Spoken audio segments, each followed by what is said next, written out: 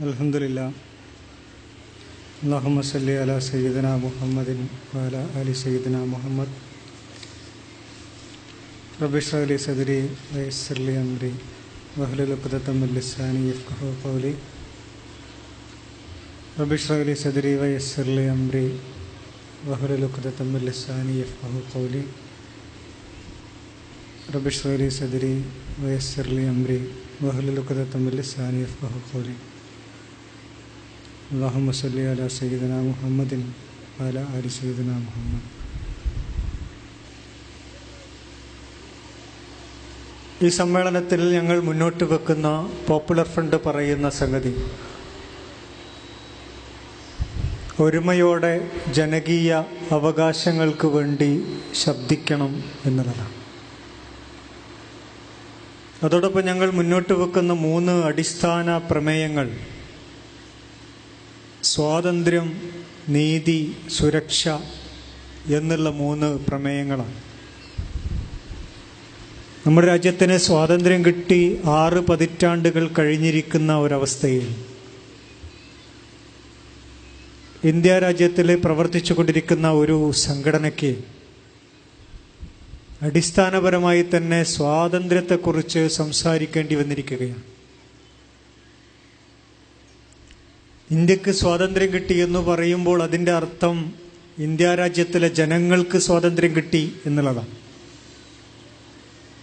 India രാജ്യത്തിലെ ജനങ്ങൾക്ക് ഏതൊക്കെ തരത്തിലുള്ള സ്വാതന്ത്ര്യങ്ങളുണ്ട് എന്നുള്ളതിന് ഭരണഘടനയിൽ വളരെ കൃത്യമായി നിർവചനങ്ങളുമുണ്ട്.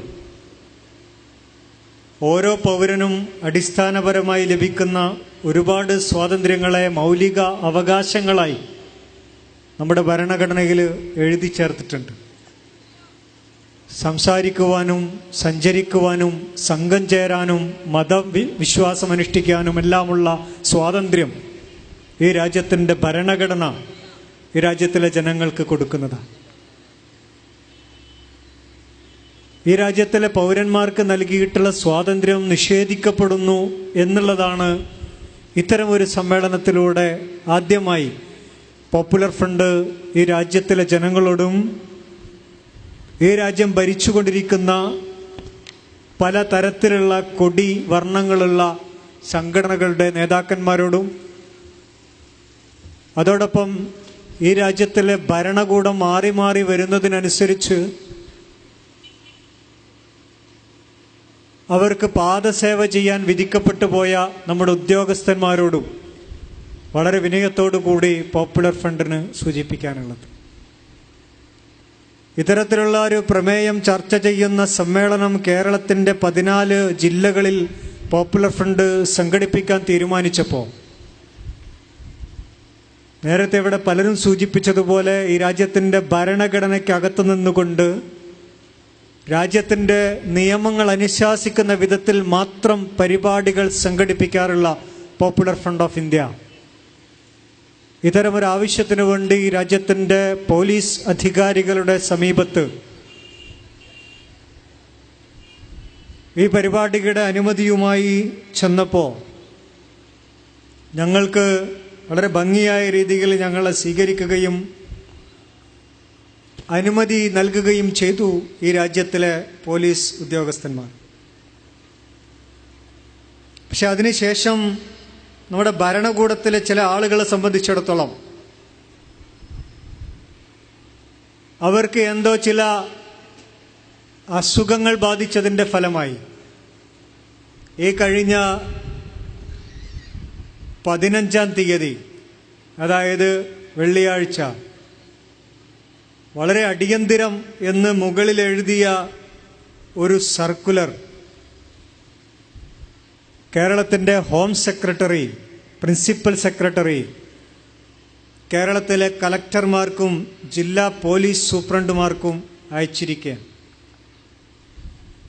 ഇടിവണ്ടികൾ നിരന്നു നിൽക്കുന്ന ഒരു പരിപാടിയാണ് ഇവിടെ സംഘടിപ്പിക്കപ്പെട്ടിരിക്കുന്നത്.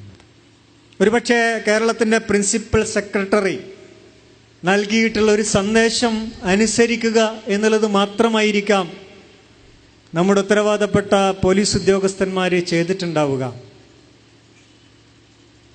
വളരെ വിനയത്തോടു കൂടി പോലീസ് ഉദ്യോഗസ്ഥന്മാരോട് സൂചിപ്പിക്കാനുള്ളത്, ഈ സംസ്ഥാനത്തിലെ മുഴുവൻ ഗവൺമെന്റ് ജോലികളും നമ്മൾക്ക് കിട്ടുന്നത് PSC പരീക്ഷ എഴുതിയിട്ടാണ്.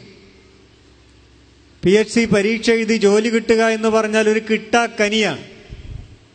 അങ്ങനെ പഠിച്ചും തലകുത്തി നിന്ന് പഠിച്ചും നീന്തിപ്പടിച്ചും നടന്നു പഠിച്ചും എല്ലാം കൂടി കിട്ടിയ ജോലിയാണ് പോലീസ് ഉദ്യോഗം എന്നുള്ളത്. സാധാരണ ജോലിയേക്കാൾ ഉപരി എഴുതി പരീക്ഷ പാസ്സായാൽ മാത്രം പോരാ, ശാരീരിക പരിശോധന കൂടെ പാസ്സാവണം പോലീസായിട്ട് ജോലി കിട്ടണമെങ്കിൽ. അങ്ങനെ ബുദ്ധിപരമായ പരീക്ഷയും ശാരീരികമായ പരീക്ഷയും പാസ്സായി കഴിവ് തെളിയിച്ച പോലീസ് ഉദ്യോഗസ്ഥന്മാർ, ബണ്ടി ചോറിനെ ദിവസങ്ങൾക്കുള്ളിൽ അറസ്റ്റ് ചെയ്ത കഴിവുറ്റ പോലീസ് ഉദ്യോഗസ്ഥന്മാർ, സൂര്യനെല്ലി കേസിലെ 1-ാം പ്രതിയെ ഒരിക്കൽ ഒരു പാറമടയ്ക്കകത്തു നിന്നും മറ്റൊരിക്കൽ നഗരത്തിലെ അമ്പലമുറ്റത്തു നിന്നും അറസ്റ്റ് ചെയ്ത കഴിവുറ്റ പോലീസ് ഉദ്യോഗസ്ഥന്മാർ. പ്രിയപ്പെട്ട പോലീസ് ഉദ്യോഗസ്ഥന്മാരെ, എന്തിനാണ് നിങ്ങൾ നിങ്ങളുടെ നട്ടല്ലൂരി പ്രിൻസിപ്പൽ സെക്രട്ടറിമാരുടെ മുന്നിൽ പണയം വെക്കുന്നത് എന്ന് വളരെ വിനയത്തോടെ ചോദിക്കുകയാണ്.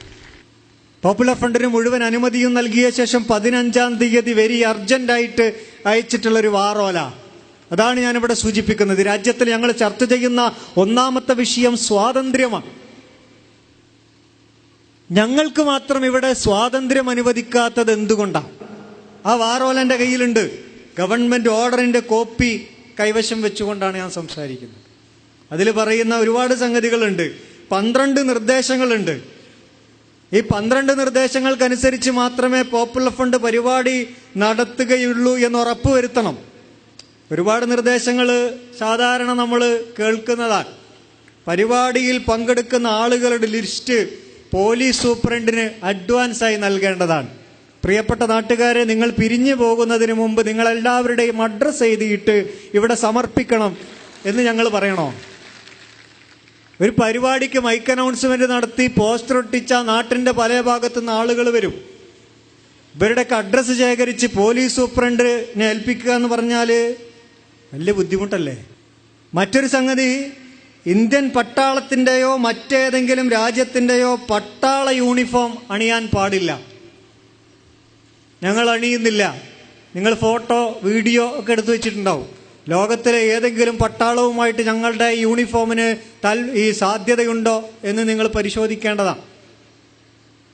പക്ഷെ ഞങ്ങൾക്ക് വളരെ വിനയത്തോടെ മറ്റൊന്ന് പറയാനുള്ളത്, കുറച്ചു കാലം മുമ്പ് KCBC എന്ന് പറയുന്ന ക്രിസ്ത്യൻ സംഘടന, കേരള കാത്തലിക് ബിഷപ്പ് കൗൺസിൽ എന്ന് പറയുന്ന KCBC ഒരു പ്രകടനം നടത്തുകയുണ്ടായി. ആ പ്രകടനത്തിൽ അവര് ഇന്ത്യയുടെ പട്ടാളത്തിന്റെ യൂണിഫോം ധരിച്ചു എന്ന് മാത്രമല്ല,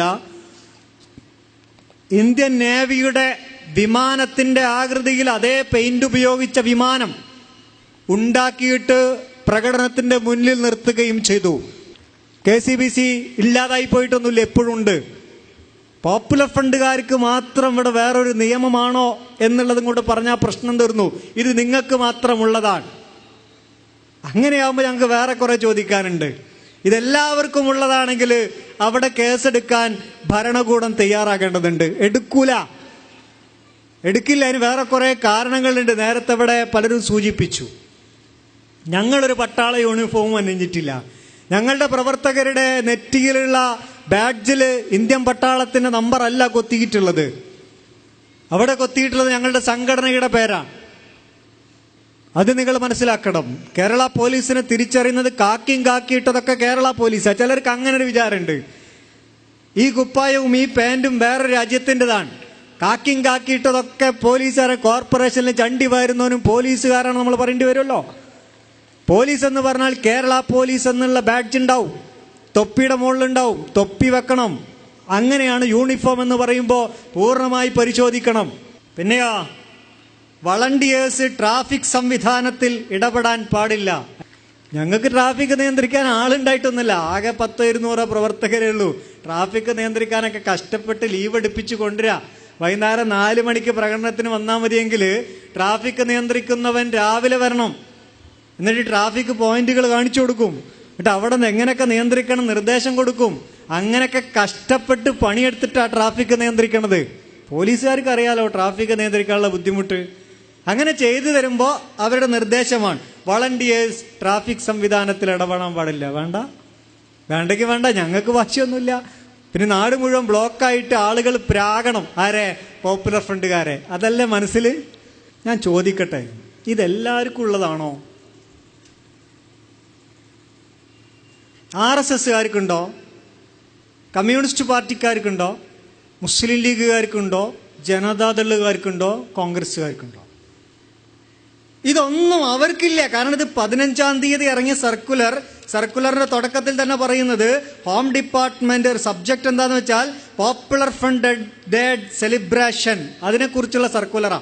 അല്ലാണ്ട് പബ്ലിക് പ്രോഗ്രാമിനെ കുറിച്ചുള്ള സർക്കുലർ അല്ല. പോപ്പുലർ ഫ്രണ്ട് ഡേ സെലിബ്രേഷനെ കുറിച്ച് പ്രത്യേക സർക്കുലർ ഇറക്കാൻ മാത്രം എന്ത് കുറ്റമാണ് ഞങ്ങൾ ചെയ്തിട്ടുള്ളത്? വിശുദ്ധ ഖുർആൻ ഞങ്ങളെ പഠിപ്പിച്ചൊരു സംഗതി ഉണ്ട്. ഒരു ജനത സ്വയം മാറുന്നത് വരെ അള്ളാഹു അവരെ മാറ്റൂല. അത് ഞങ്ങളെ ഇന്ത്യൻ സാഹചര്യത്തിൽ ഞങ്ങളുടെ ആളുകളെയും ജനങ്ങളെയും പഠിപ്പിക്കാറുണ്ട്. നമ്മുടെ അവസ്ഥ വേറെ ആരെങ്കിലും വന്ന് മാറ്റിത്തരുമെന്ന് ധാരണയൊന്നും വേണ്ട. നമ്മുടെ അവസ്ഥ നമ്മൾ തന്നെ മാറ്റാന്നല്ലാതെ ഇവിടെ മാറി മാറി വരുന്ന വിവിധ കൊടി വർണ്ണങ്ങളുള്ള ആളുകൾ നമ്മുടെ അവസ്ഥ മാറ്റിത്തരും എന്ന് വല്ല ധാരണയും ഉണ്ടെങ്കിൽ അത് അബദ്ധമാണ്. ഞങ്ങളുടെ സ്ത്രീകൾ ഈ അടുത്തൊരു ക്യാമ്പയിൻ നടത്തിയിരുന്നു, സ്ത്രീ സുരക്ഷയ്ക്ക് സ്ത്രീ ജാഗ്രത എന്ന് പറഞ്ഞിട്ട്. അതിലൂടെ ഞങ്ങളുടെ സ്ത്രീകൾ, രാജ്യത്തിലെ സ്ത്രീകളെ പഠിപ്പിച്ചത് സ്ത്രീക്ക് സുരക്ഷിതത്വം വേണോ, സ്ത്രീ ജാഗ്രത ആവണം എന്നുള്ളതാണ്. സ്ത്രീ ജാഗ്രത ഉള്ളവളാകുക, എങ്കിൽ മാത്രമേ സ്ത്രീക്ക് സുരക്ഷിതത്വം ഉണ്ടാവുള്ളൂ എന്നാണ്. ഇവിടെയുള്ള ആളുകൾ എന്താ പറയണത്? ഡൽഹിയിൽ ഒരു പെൺകുട്ടി പീഡിപ്പിക്കപ്പെട്ടപ്പോൾ ഇന്ത്യക്ക് സ്വാതന്ത്ര്യം കിട്ടി 64 വർഷത്തിന്റെ ഇപ്പുറം ആദ്യമായിട്ടാണ് ഒരു പെൺകുട്ടി പീഡിപ്പിക്കപ്പെട്ടത് എന്ന രീതിയിലുള്ള കോലാഹലങ്ങൾ ഈ രാജ്യത്ത് നടന്നിട്ട് എന്തൊക്കെ ചർച്ചകളാണ് നമ്മുടെ രാജ്യത്ത് അതിനെക്കുറിച്ച് നടന്നത്. കോൺഗ്രസിന്റെ വക വലിയ വലിയ ആൾക്കാരൊക്കെ ചർച്ച, നമ്മൾ എന്ത് ചെയ്യും, ലൈംഗിക ശേഷി അങ്ങോട്ട് നശിപ്പിച്ച് കളയുക അങ്ങനെയുള്ള ആളുകളെ ഒരു ഭാഗത്ത്, വേറൊരു ഭാഗത്ത് അങ്ങനെയുള്ള ആളുകളുടെ വൃഷ്ണം ഉടച്ചു കളയുക, വേറൊരു ഭാഗത്ത് അങ്ങനെയുള്ള ആളുകളെ കൊന്നുകളയുക, വധശിക്ഷ, പല തരത്തിലുള്ള ചർച്ച. അങ്ങനെ ചർച്ചകൾ ഇങ്ങനെ പൊന്തി നടക്കുമ്പോഴാണ് രാജ്യസഭാ ഉപാധ്യക്ഷൻ തന്നെ എന്തോ ഒരു കുരുത്തക്കേട് ചെയ്തു എന്ന് ഒരു ചർച്ച. അതോടുകൂടി വധശിക്ഷയുമില്ല, വേറെ ഒരു ജാതി ചർച്ചയില്ല, ഒരു പ്രശ്നമില്ലല്ലോ. ഇപ്പൊ സ്ത്രീ സുരക്ഷ എന്നില്ല, ആർക്കും ചർച്ചയില്ല. BJP വരെ പറയണത് അയാൾ അങ്ങനൊന്നും ചെയ്യാൻ സാധ്യതയില്ല, നല്ലോനാ. നമ്മളെ സുകുമാരൻ നായർ, വായിൽ വിരലിട്ടാലും കടിക്കാത്ത ശുദ്ധ നായരായിട്ടുള്ള സുകുമാരൻ നായർ വരെ പറഞ്ഞ് അയാൾ അങ്ങനത്തെ ആളൊന്നല്ല. എത്ര ദിവസം കൊണ്ടാണ് അടി മേലെ മറിഞ്ഞു പോയത് രാജ്യത്തിലെ സ്ത്രീ സുരക്ഷ. അതായത് ഈ രാജ്യത്തിലെ നിയമങ്ങളൊക്കെ ആർക്കുള്ളതാ? ഇവിടെ നമ്മളെപ്പോലെ കുറെ ആൾക്കാർക്ക്. രാജ്യസഭാ ഉപാധ്യക്ഷൻ, കേരളത്തിലെ മന്ത്രിമാര്, കേന്ദ്രത്തിലെ മന്ത്രിമാര്, ഇവർക്കൊന്നും ഇത് ബാധകമല്ല. അവരുടെ അടുത്തെത്തുമ്പോൾ അതൊന്നും പറ്റൂല. ഞങ്ങള് സ്ത്രീകളെ പഠിപ്പിച്ചു കൊടുത്തത് സ്ത്രീക്ക് സുരക്ഷിതത്വം വേണോ, സ്ത്രീ ജാഗ്രത ആയിരിക്കുക. ഈ രാജ്യത്തിലെ മുസ്ലിങ്ങൾക്ക് സുരക്ഷിതത്വം വേണോ, മുസ്ലിങ്ങൾ ജാഗ്രത ആയിരിക്കുക. ഈ രാജ്യത്തിലെ ദളിതുകൾക്ക് സുരക്ഷിതത്വം വേണോ, ദളിതുകൾ ജാഗ്രത ആയിരിക്കുക. നമ്മളുടെ അവകാശങ്ങള് ഈ രാജ്യത്തിലെ മറ്റുള്ളവർ വെള്ളിത്തളികയിൽ കൊണ്ടുവന്നു തരും എന്ന് വിശ്വസിക്കേണ്ടതില്ല എന്ന് പഠിപ്പിച്ചുകൊണ്ടാണ് ഞങ്ങൾ 1993 കേരളത്തിൽ NDF എന്ന് പറഞ്ഞ സാധനം തുടങ്ങിയത്. ഇപ്പൊ ഞങ്ങൾ പറയണത് രാജ്യത്തിന്റെ ഭരണം ചില ആളുകളുടെ കീഴിൽ കൊണ്ടുപോയി വെക്കുകയാണ്. നമ്മുടെ ബഹുമാനപ്പെട്ട മൻമോഹൻ സിംഗ് അടക്കമുള്ള ആളുകൾ. ഇസ്ലാമോഫോബിയയുടെ ഭാഗമാണ് നമ്മുടെ ഈ പ്രൈവറ്റ് സെക്രട്ടറിയുടെ ഒക്കെ സർക്കുലർ. ഇസ്ലാം എന്ന് കേൾക്കുമ്പോൾ എന്തോ ഒരു പേടിയാ, മുസ്ലിങ്ങളുടെ പരിപാടി എന്ന് കേൾക്കുമ്പോൾ എന്തോ ഒരു ബേജാറ്. ഞങ്ങൾ പറയുന്നതാണ്, രാജ്യത്തിലെ ഇസ്ലാമോഫോബിയ എന്ന് പറഞ്ഞ അമേരിക്ക ഉൽപ്പാദിപ്പിച്ച സാധനം രാജ്യത്തേക്ക് ഇറക്കുമതി ചെയ്തുകൊണ്ടിരിക്കുക. ഇസ്ലാം എന്ന് കേൾക്കുമ്പോൾ ഒരു തരം പേടി, മുസ്ലിം എന്ന് കേൾക്കുമ്പോൾ പേടി. മുസ്ലിം എന്ന് കേട്ടാൽ ഭീകരവാദിയാണോ എന്നുള്ള സംശയം. എല്ലാ മുസ്ലിങ്ങളും തീവ്രവാദികളല്ല, പക്ഷെ എല്ലാ തീവ്രവാദികളും മുസ്ലിങ്ങളാണ് എന്നുള്ള ഒരു സമവാക്യം. ഇതൊക്കെ ഇവിടെ നടപ്പിലായിക്കൊണ്ടിരിക്കുക. എല്ലാ മുസ്ലിങ്ങളും തീവ്രവാദികളല്ല, പക്ഷെ എല്ലാ തീവ്രവാദികളും മുസ്ലിങ്ങളാണ്. അതിനുള്ള സാധനമാണ് നമ്മുടെ എന്താ പറയാ, ഉലകമന്നന്റെ സിനിമ ഇറങ്ങിയല്ലോ. ഉലകമന്നന്റെ സിനിമ ഇറങ്ങിയപ്പോ പോപ്പുലർ ഫ്രണ്ടുകാർ പ്രതിഷേധിച്ചു. വിശ്വരൂപം എന്ന് പറയുന്ന സിനിമ അത് ഈ രാജ്യത്തിലെ മുസ്ലിങ്ങളുടെ എന്തോ പ്രശ്നം എന്നുള്ള നിലക്കാണ് ഇവിടെ പലരും ചർച്ച ചെയ്തത്. ഞങ്ങൾ മുന്നോട്ട് വെച്ചത് രാജ്യത്തിലെ അമേരിക്കൻ താല്പര്യം നടപ്പിലാക്കാനുള്ള ഒരു പ്രമേയമാണ് വിശ്വരൂപത്തിലൂടെ കമൽഹാസൻ കാണിച്ചുകൊണ്ടിരിക്കുന്നത്. അപ്പൊ ചില ആൾക്കാരെ പറഞ്ഞു, കമൽഹാസൻ പണ്ട് ഗുജറാത്ത് കലാപുണ്ടായപ്പോ പ്രതിഷേധ പ്രസ്താവന ഇറക്കിയ ആളാണ്. കമൽഹാസൻ കണ്ടു ഗുജറാത്തിലെ മുസ്ലിങ്ങൾക്ക് ആശ്വാസം നൽകിയ ആളാണ്. അങ്ങനെയാണ് ഇങ്ങനെയാണ് എന്നൊക്കെ പറഞ്ഞ് ഭയങ്കര കമൽഹാസന്റെ മധുവൊക്കെ പറഞ്ഞു കുറെ ആൾക്കാർ. അങ്ങനെ ഞങ്ങൾ പ്രതിഷേധിച്ചാൽ ആ സിനിമക്ക് ആള് കൂടെയുള്ളൂ എന്നൊക്കെ പറഞ്ഞ് പോപ്പുലർ ഫ്രണ്ടിനെതിരെ കുതിര കയറി. ഞങ്ങൾ പറയുന്നത് അമേരിക്ക നടത്തുന്ന യുദ്ധങ്ങൾ ശരിയാണെന്നാണ് കമൽഹാസൻ പറയണത്. അമേരിക്ക നടത്തുന്ന യുദ്ധങ്ങൾ ശരിയാണ്, അത് ഭീകരതക്കെതിരായ യുദ്ധമാണ്. ഞങ്ങൾ നേരെ തിരിച്ചാ പറയണത്, അമേരിക്ക നടത്തുന്ന യുദ്ധങ്ങൾ തെറ്റാണ്, അത് തെമ്മാടിത്തമാണ് എന്നാണ് ഞങ്ങൾ പറയണത്. കാരണം അമേരിക്ക തെമ്മാടി രാഷ്ട്രമാണ് എന്നാണ് ഞങ്ങൾ പറയണത്. അത് ആരുടെ മുമ്പിൽ ഞങ്ങൾ പറയും, അത് ഞങ്ങളുടെ നയമാണ്. കാരണം ലോകത്ത് അമേരിക്കയുടെ ചരിത്രം അങ്ങനെയാണ്. ലോകത്ത് അമേരിക്ക യുദ്ധം ചെയ്തുകൊണ്ടിരിക്കുന്ന രാജ്യങ്ങൾ, അഫ്ഗാനിസ്ഥാൻ ആവട്ടെ, വിയറ്റ്നാം ആവട്ടെ, ഇറാഖ് ആവട്ടെ, വേറെ ഏത് രാജ്യങ്ങളാവട്ടെ, അവർ ജീവിക്കാനുള്ള പോരാട്ടമാണ് നടത്തിക്കൊണ്ടിരിക്കുന്നത്. കമൽഹാസൻ തിരിച്ചാ പറയണത് അമേരിക്ക ഭീകരവാദത്തിനെതിരാണ് യുദ്ധം പ്രഖ്യാപിച്ചിരിക്കുന്നതെന്നാ. അല്ല, അമേരിക്ക ജനങ്ങളുടെ ജീവിക്കാനുള്ള അവകാശത്തിനെതിരാണ് യുദ്ധം പ്രഖ്യാപിച്ചിട്ടുള്ളത്. അത് സിനിമയുടെ കോലത്തിൽ വന്നാലും ഭരണകൂടത്തിന്റെ പ്രതിച്ഛായയുടെ കോലത്തിൽ വന്നാലും ഞങ്ങൾ പ്രതിഷേധിക്കേണ്ടി വരും. നമ്മുടെ രാജ്യം ഒരുപാട് കാലം ചേരിചേരാ നയം കൊണ്ട് നടന്നതാ. ഇപ്പൊ നമ്മുടെ സാമൂഹ്യ പാഠ പുസ്തകത്തിൽ മാത്രമേ ഉള്ളൂ ചേരിചേരാ നയം. നമ്മളിപ്പോ ഒരു ചേരിയില്ല, അമേരിക്കൻ ചേരിയില്ല. എന്ത് പ്രശ്നങ്ങൾ ഉണ്ടായാലും അമേരിക്കയുടെ സഹായം ചോദിക്കുന്ന രാജ്യമായിട്ട് നമ്മൾ മാറിയിരിക്കാം. ഇസ്രായേൽ ഗസയിൽ പോയി ആക്രമിച്ചപ്പോ ഇപ്പൊ അടുത്ത കാലത്ത് ഏറ്റവും പുതിയ ഭരണകൂടം കയറി വന്ന ഈജിപ്ത് പോലും ഗസയുടെ കൂടെ നിന്നപ്പോ, ഫലസ്തീന്റെ കൂടെ നിന്നപ്പോ നമ്മുടെ രാജ്യം എന്താ ചെയ്തത്? ഇസ്രായേലുമായിട്ട് ഏറ്റവും പുതിയ വാണിജ്യ കരാറിൽ ഒപ്പിടുകയാണ് ആ സമയത്ത് ചെയ്തത്.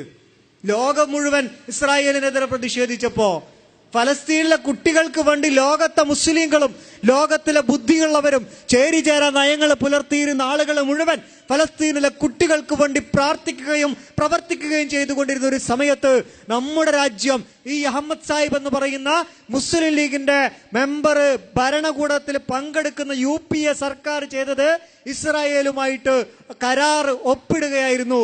ഗസയിൽ ഇസ്രായേൽ ബോംബിടുമ്പോ എവിടെയാണ് ഈ നയവ്യത്യാസം സംഭവിച്ചത്?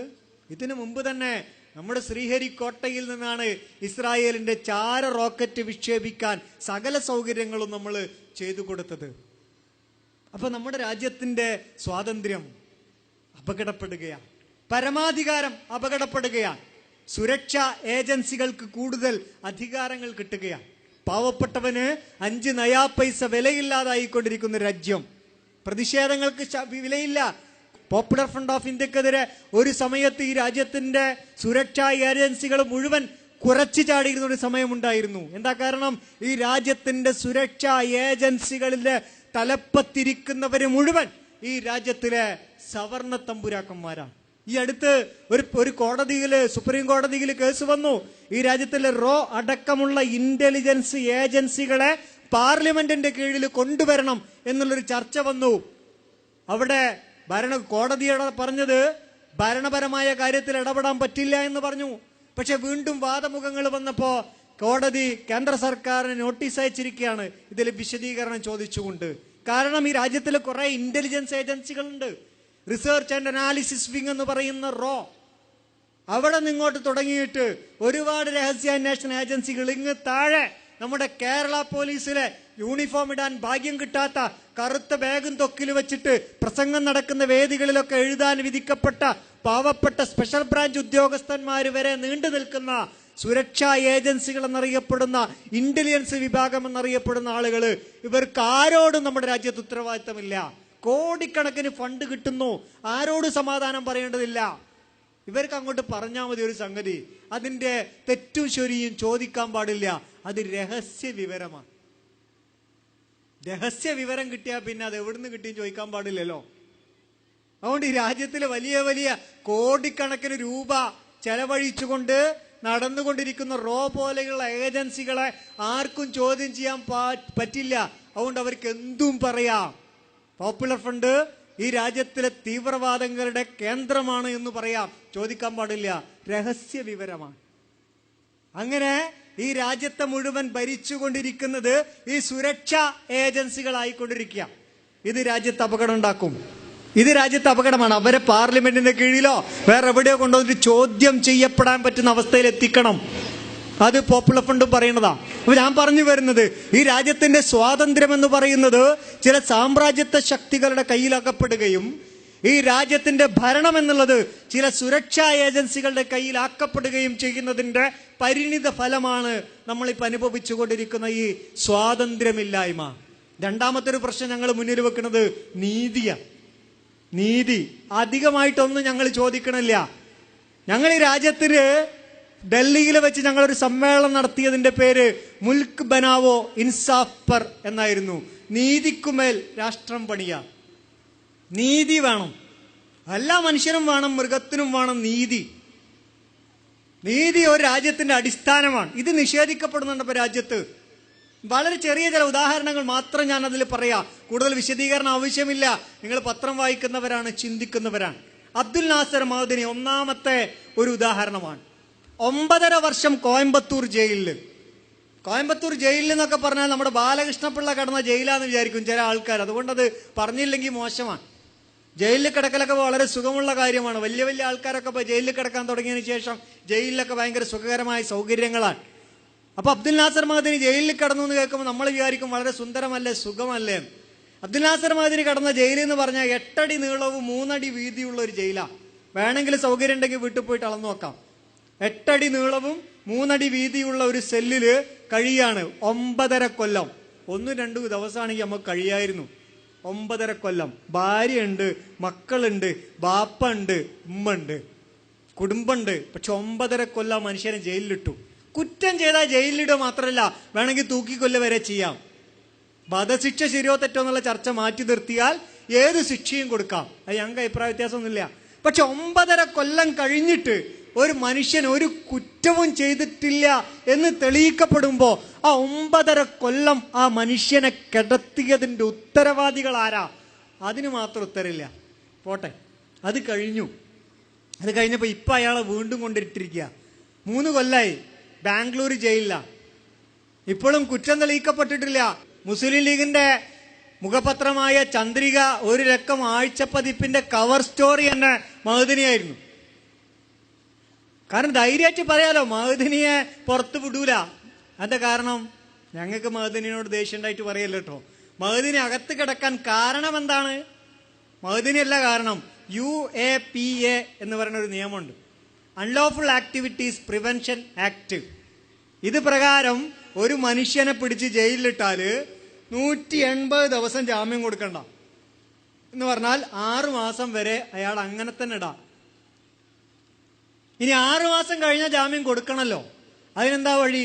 അതിന് പ്രാഥമിക കുറ്റപത്രം സമർപ്പിച്ചാൽ പിന്നെയും കൊടുക്കേണ്ടതില്ല. പ്രാഥമിക കുറ്റപത്രം എന്ന് പറഞ്ഞാൽ എന്താ? ഒരു കഷ്ണം കടലാസിൽ കുറ്റപത്രം എഴുതി സമർപ്പിക്കുക, ബാക്കി പിന്നെ സമർപ്പിച്ചോളാം എന്ന് പറയാ. അപ്പൊ പിന്നെന്താ? ജാമ്യം കൊടുക്കേണ്ടതേ ഇല്ല വിചാരണ തീരുന്നത് വരെ. മഅ്ദനിയുടെ കേസിൽ എന്താ ചെയ്തത്? ഇവിടെ മൂവാറ്റുപുഴ കേസിൽ ചെയ്തതുപോലെ തന്നെ മഅ്ദനിയുടെ കേസിലും പ്രാഥമിക കുറ്റപത്രം സമർപ്പിച്ചു. ഇനി ജാമ്യം കൊടുക്കേണ്ടതില്ല വിചാരണ തീരുന്നത് വരെ.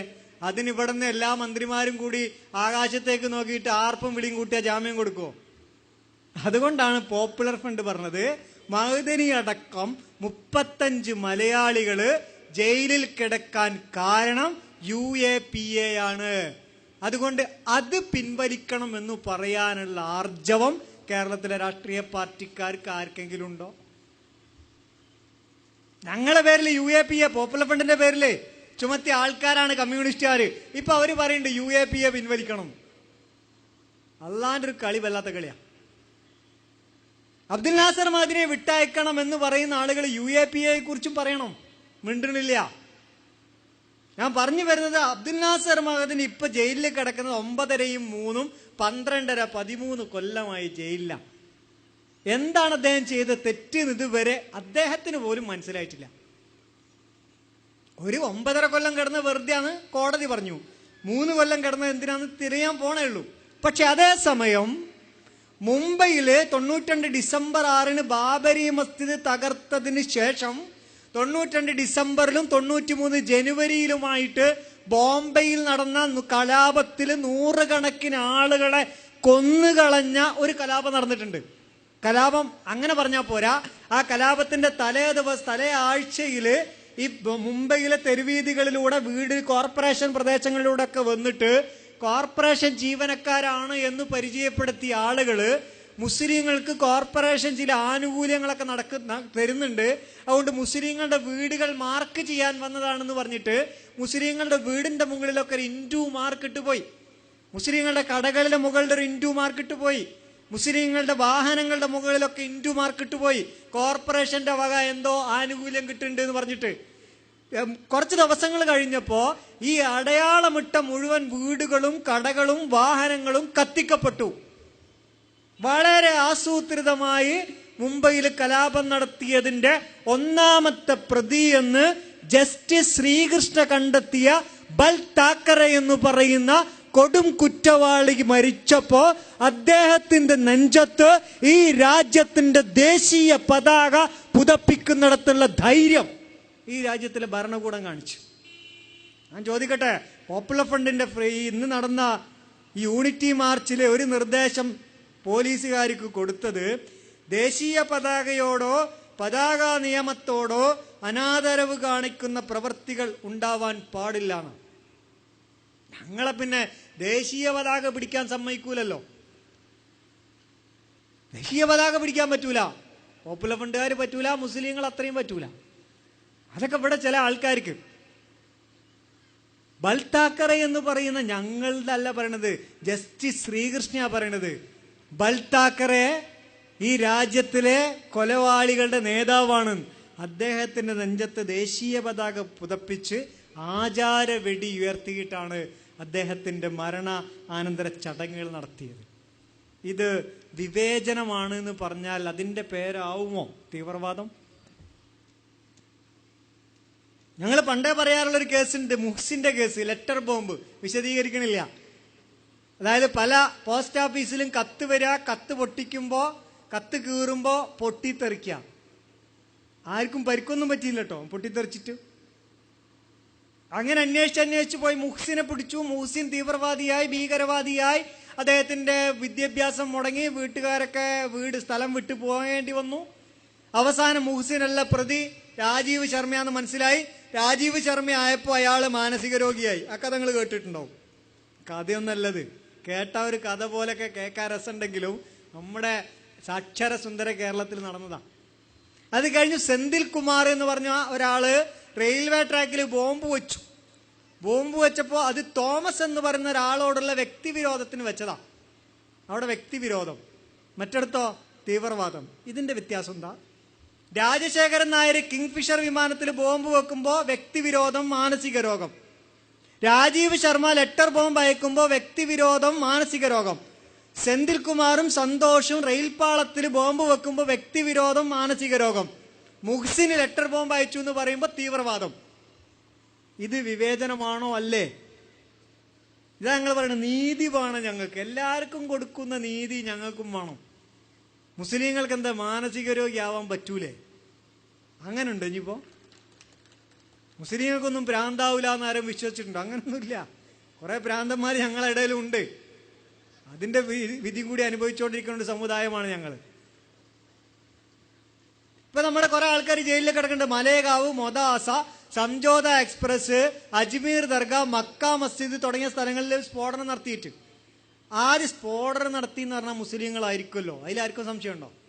അതിലാർക്കും സംശയം വേണ്ട കേട്ടോ. ബോംബ് പൊട്ടി എന്ന് പറഞ്ഞാൽ മുസ്ലിങ്ങളായിരിക്കും. അതിന് സംശയം എന്താ ഉണ്ടെങ്കിൽ മനോരമ വായിച്ചാൽ മതി, എല്ലാ സംശയവും തീരും. വെള്ളിയാഴ്ച ഉച്ചക്ക് ജുമാ നിസ്കരിച്ച് പുറത്തിറങ്ങുമ്പോൾ ബോംബ് പൊട്ടണമെങ്കിൽ ഉറപ്പിച്ചോ അത് മുസ്ലിം തീവ്രവാദികളായിരിക്കും. സാധാരണ മുസ്ലിങ്ങളായിരിക്കില്ല, തീവ്രവാദികളായിരിക്കും. ജുമാ നിസ്കാരത്തിന് ബോംബ് വെക്കുന്ന സ്പെഷ്യൽ തീവ്രവാദികൾ. മുസ്ലിങ്ങളെ പിടിച്ച് ജയിലിലിട്ടു. അവസാനം അന്വേഷിച്ച് കണ്ടെത്തിയപ്പോ ആരാ? സ്വാമിനി പ്രജ്ഞാ സിംഗ് ഠാക്കൂർ. സ്വാമിനിയാണ്. കണ്ട മുടിയൊക്കെ ബോബ് ചെയ്ത് ഫുൾ സ്റ്റൈലിലൊരു സ്വാമിനി നിങ്ങൾ കണ്ടിട്ടുണ്ടാവും. സ്വാമിനി പ്രജ്ഞാ സിംഗ് ഠാക്കൂർ.